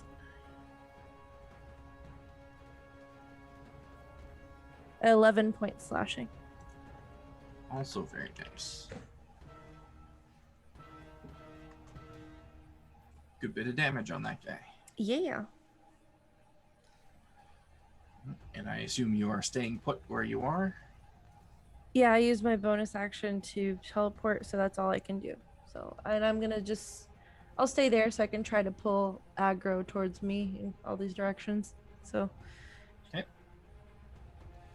That brings us to this guy up here who's going to use his action to go invisible once again, but that is all he can do. Yixis, you're up. Yixis, while invisible, is going to move a little bit to the north of where he's at. Okay. And oh wait, no. First, Tiny Servant is going to chance an attack of opportunity from the caster to Okay. move here. He is unfortunately not a warcaster, and he does not have any weapons in hand, so he cannot take that opportunity attack. Sounds really fortunate to me. I flip side of the coin. There it is. I changed my mind. He's a warcaster. Oh, It damn fireballs you. it! He had a free respec coin. Goblin bullshittery. Okay, and then having noticed what happened, what these guys are capable of, and not knowing if they're capable of doing it again, he's going to attack the creature directly to the north of him. Okay. That is going to be 18 to hit. That'll hit. Okay. That's going to be another 5 points of bludgeoning damage to that. Right. He will take that 5 points. Okay. Shadow Spawn is going to take a multi-attack on this creature. Okay. Because I cast that one at 4th level, so it finally gets to have a multi-attack. It finally does.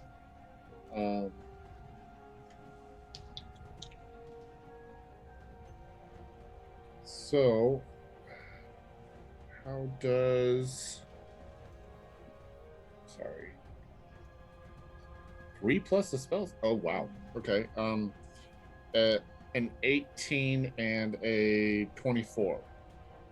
Both hit. Okay.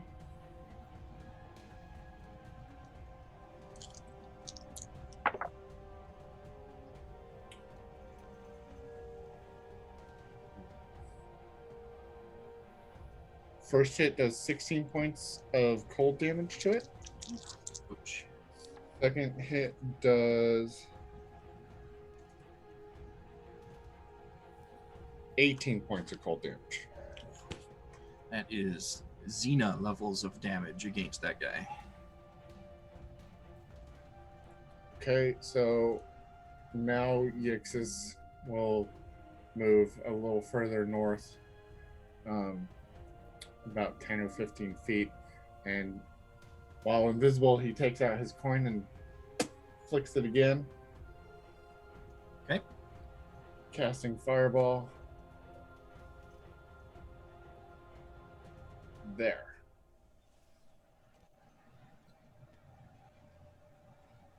Is there the spot where the marker is? Or the AoE No, marker? I moved the AoE down so that it doesn't hit Xerax. Ah, okay. Gotcha. So that is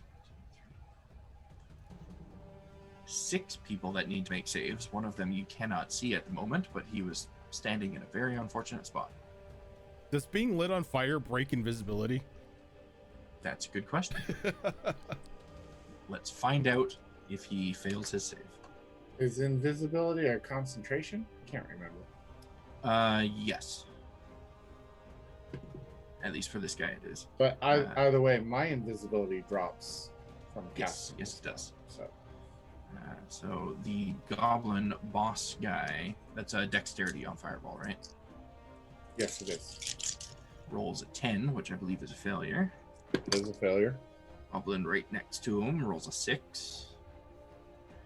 And drummer boy in the back there rolls a 19. That one saves. Visible guy rolls a 12. Does not save. Hat guy at the bottom rolls a 14. Does not save. The hat guy over near Zara rolls a dirty 20. Saves. So it's just the drummer boy and the rightmost hat guy that saved. So 31 points of fire damage. Ooh. Nice. Whoever saves is half that. So 15. That is a hefty I amount think it of was damage only one guy. to a lot of guys. 2 save. It was the drummer Two guy saved. that saved, and also the rightmost Yeah. hat guy that saved. That one and that one. Yep.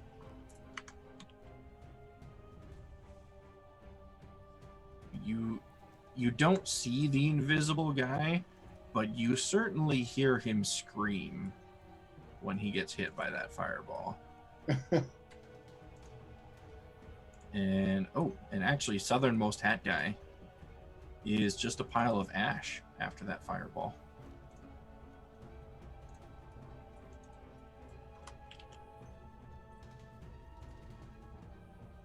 See, I'm okay with that. I'm not, because that was the one that still had a counterspell left. We get to not using it sooner. I'm sure he thought about it.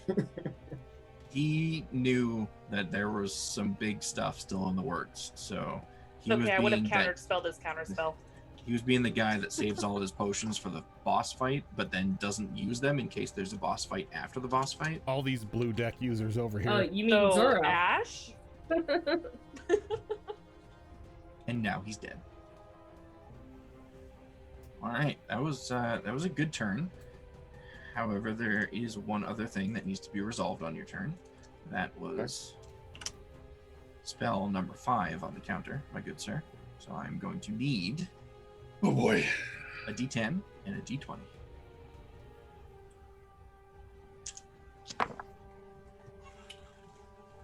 On the D10 is a 7. On the D20 is a 2. Okay. Oh, Reen is going to be real confused. Poor So Reed. what is the range on this? I think this is actually going to work out quite well in your favor. Not so much for my guys. Range is 60 feet. 10-foot radius sphere. Okay, so you see, hear, and feel that familiar crackling of arcane energy. And you look down in your component pouch to see what it is this time that is being activated with this arcane overcharge. And you spot a flake of mica that is starting to light up and crackle, and you know this is the component for the spell Shatter. Cool. Choose where your shatter is going to be centered. Okay, give me 1 second here, please.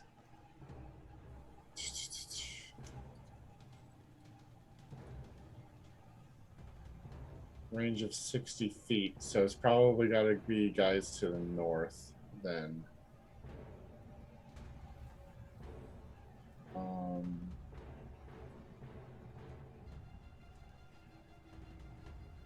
10-foot radius.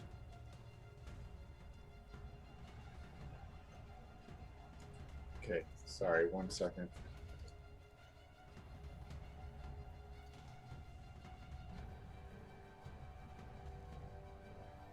Is there a way I can work this to be most beneficial?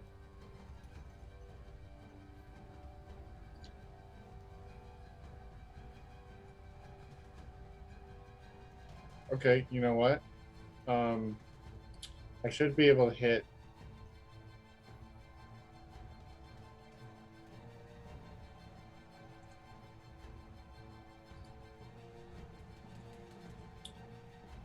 Surprising me with these AoE attacks I didn't plan for.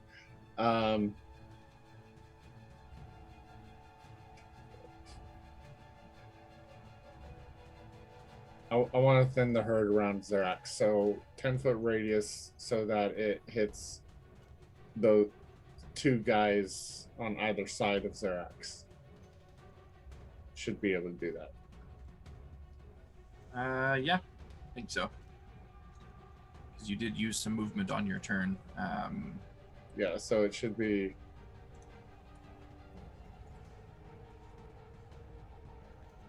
Should be that. And Shatter is a con save, right? Yes, it is.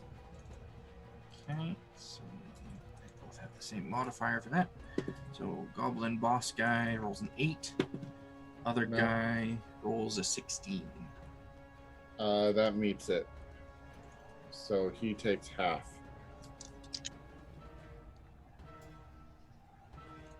Okay. Almost max damage on 2. Okay. 19 points of thunder damage. So the guy that takes half is wow, can't math now. 9. Okay. That is still enough for that guy, though, to make his ears bleed profusely as he clutches them and screams, dropping to his knees, writhing before he dies. And give me an intelligence check. Okay. Since you had mentioned that you were kind of paying attention to this stuff when it happens. Let's see what you can discern. Okay. Intelligence is going to be a 21. 21? Okay, so with that intelligence check, the piece of information that you learn from this overcharge is that when it is one of your spells that triggers the overcharge, you have a little more control over the results of what happens. So like in this case, you got to choose where the shatter was centered. When it's one of Reen's spells that triggers the overcharge, things like shatter and fireball and stuff you don't have control over, so they would be centered on you. Oh boy. That brings us over to Xerax. Okay. I still want this one above me dead.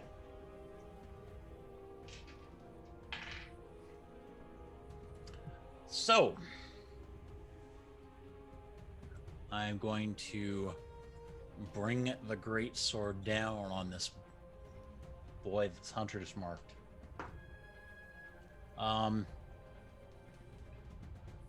21 to hit.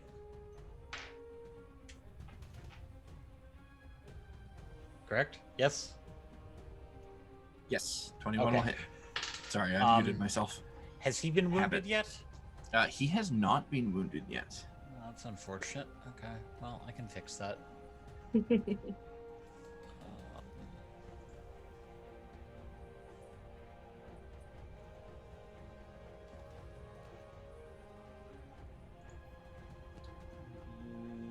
Six. Okay.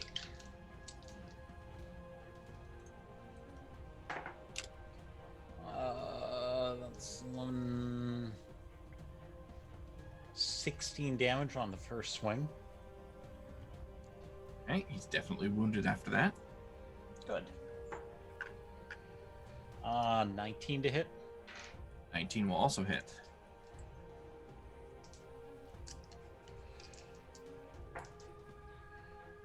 Uh, 12, 17 damage. 17 damage. Nice. Yeah, he's looking real bad now. Yep, and I really can't do much. Oh. Nope, I'm out of those.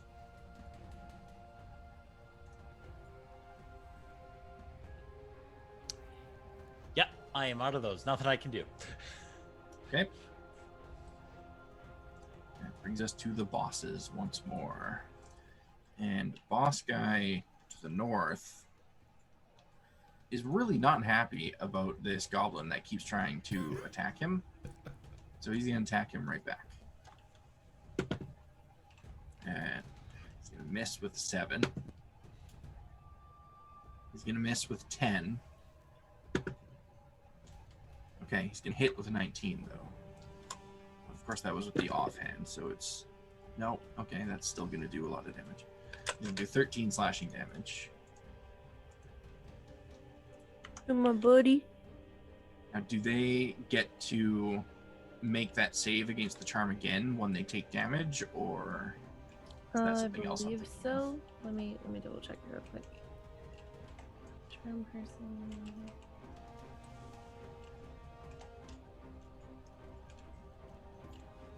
So last.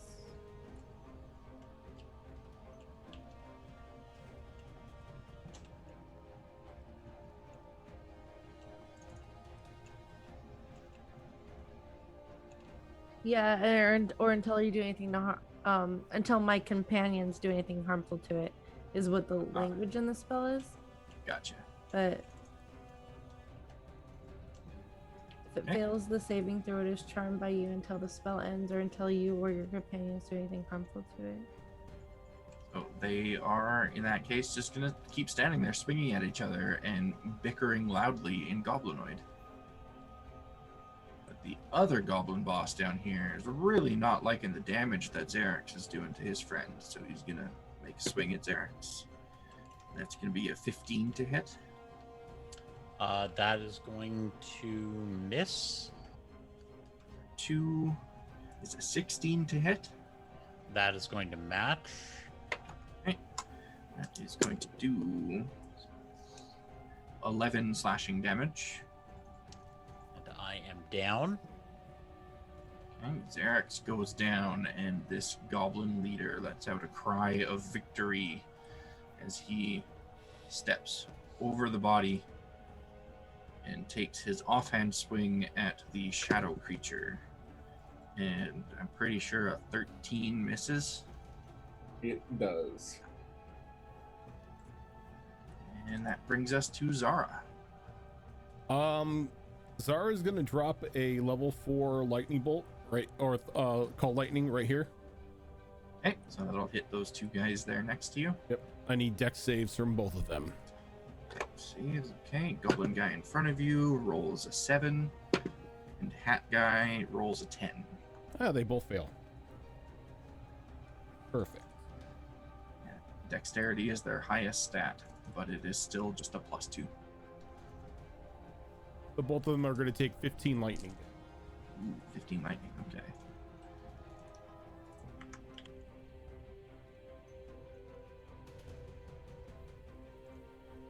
Good damage on those two. Anything else from you? Yeah, she's going to move. gonna run back up here. Okay, so that one guy there will take that opportunity attack. However, he is lacking a weapon, so it is just an unarmed strike. That might still hit, though. I'm giving -1 to that. Does an 18 hit? An 18 matches. He does 1 damage. Woo! It's the best he can do. Alright, any bonus actions or anything from you? I cast a spell, so I can't cast another bonus action spell unless it's a cantrip. Give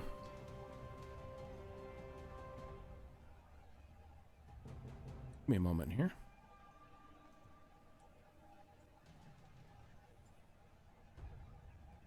Can you cast spells through Mage Hand? You cannot. Okay.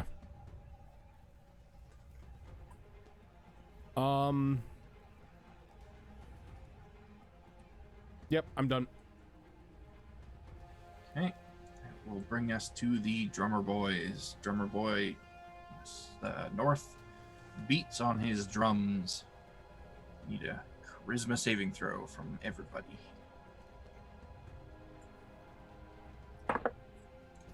$16. I fail because I am. All right, yeah. So you don't have to worry about it, Zarex. 16 is a fail this time around. Oof. In that case, it is a fails as well. Okay. 22. 22 is a success. Thankfully, I'm using 2 of my best stats for this stuff. And I'm rolling decent. What about Yixis and Xena? Natural 20 for 21. That's a success. 15. 15 is a fail. So those of you that failed, this time, ooh, this one's the nasty one. Those of you that failed, you hear this drumming, this rhythm, and it seems to be pounding in your ears, pounding louder and louder, and it's starting to give you a headache. That headache develops into a migraine, and it's almost excruciating. So much so to the point that your wisdom score drops by 1. Oh no! Okay. Oh no! Is this a temporary thing or permanent? This will last until the drumming stops. Got it. So the same thing with the speed reduction. Yeah, all of these effects are persistent and will continue to affect you until the drumming has stopped. And it's a drum thing, it's not something I can counterspell either. Right. Yeah. Which is These unfortunate. guys can only do one thing, and that is drum. Also, I found out I was thinking of dominate person, charm person can't I can't convince them to fight for me because it's like I just made a new friend, so they're like, you're my friend, but I have my old friends. Guys, stop fighting. That's more the situation. So I apologize. I Nope, totally that's fine. messed up on that. That still tracks with these guys because goblins are really dumb, and goblin bosses usually rule with a violent iron fist, so they'll probably take any opportunity they can to rise up and rebel. Okay. It's just unfortunate for this guy that none of his other friends are rising up with him. The southern drumming guy will drum away, and his friends have their movement speed increased by half. That brings us over to Iza. Iza, you can finally do something. Yeah? Yeah, she can. I need these drummer guys to shut up, but that's not happening. She's going to move forward. She can only move 15 feet, so she'll have to dash to get here. Okay. Then I'll action surge. Surge away. I will bonus action pull my shield out and activate the spikes. And then as her action she's going to attempt to skewer this guy. Okay. Let's see if my dice are going to cooperate better. Well, that's nice.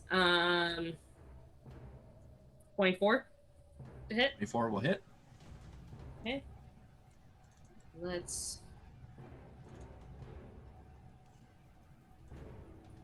go ahead and make it a goading attack. So I'll need a wisdom save.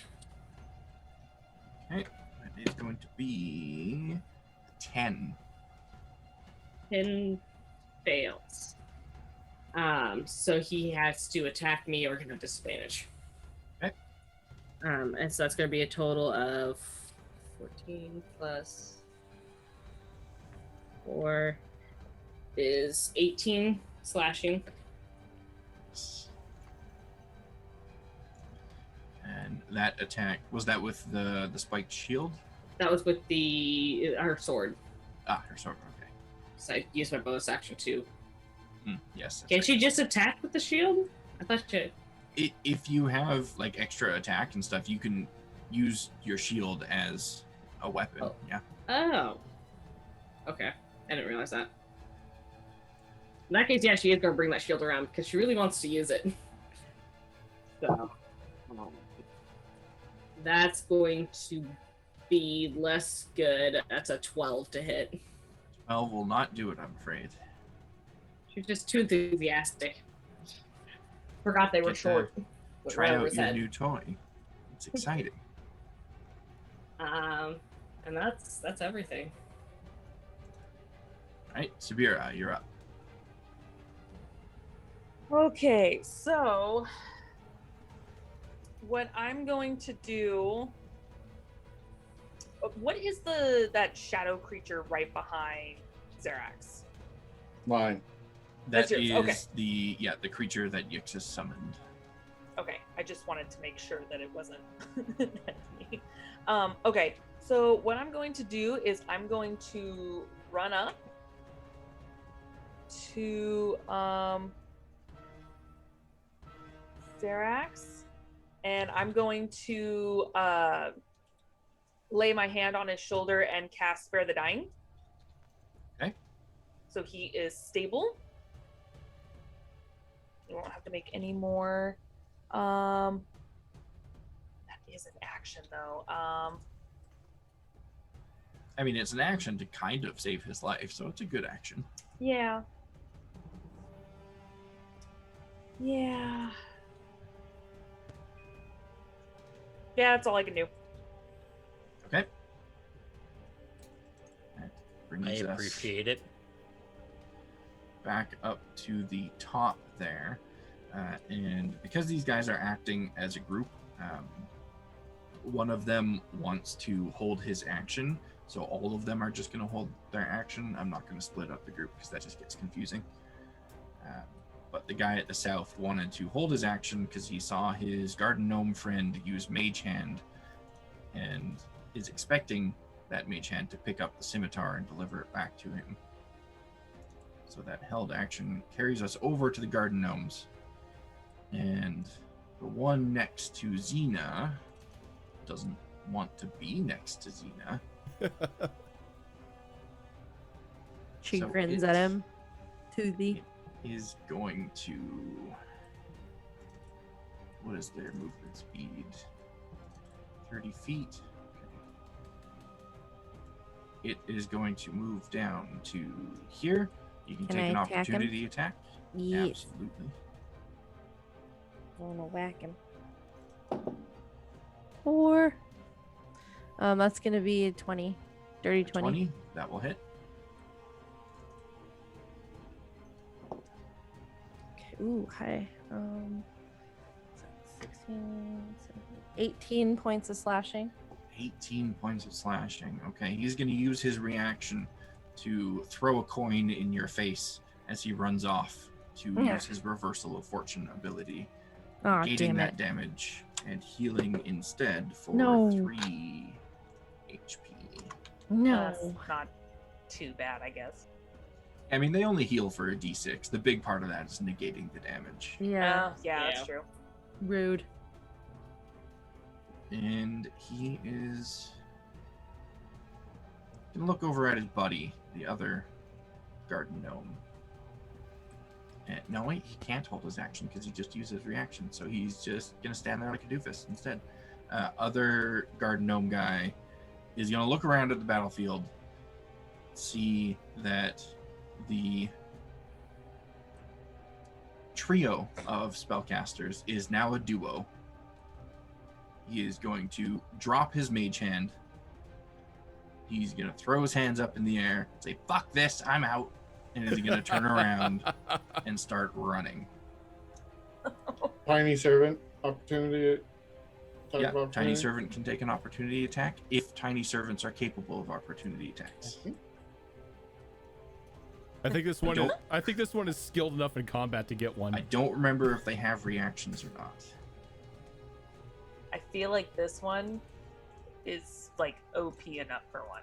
It doesn't say Special. they don't. If it doesn't say they don't, then go for it.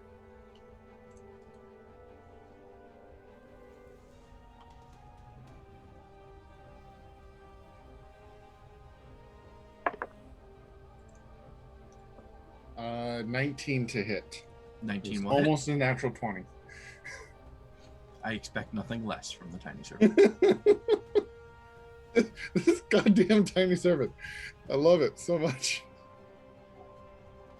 Let's see here. 6 points of damage.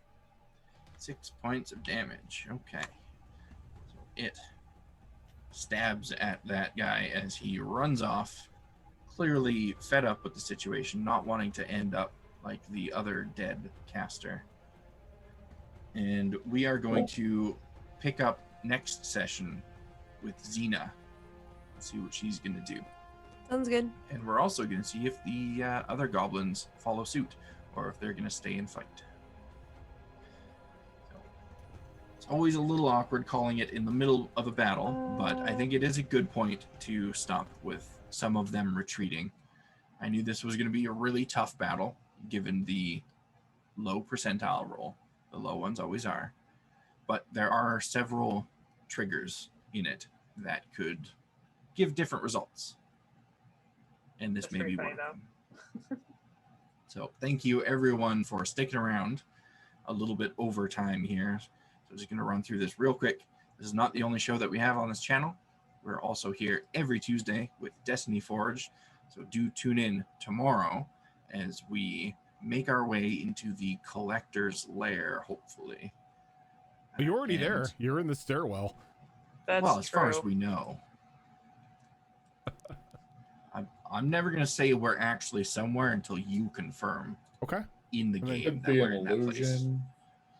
Especially when it's someone like the Collector.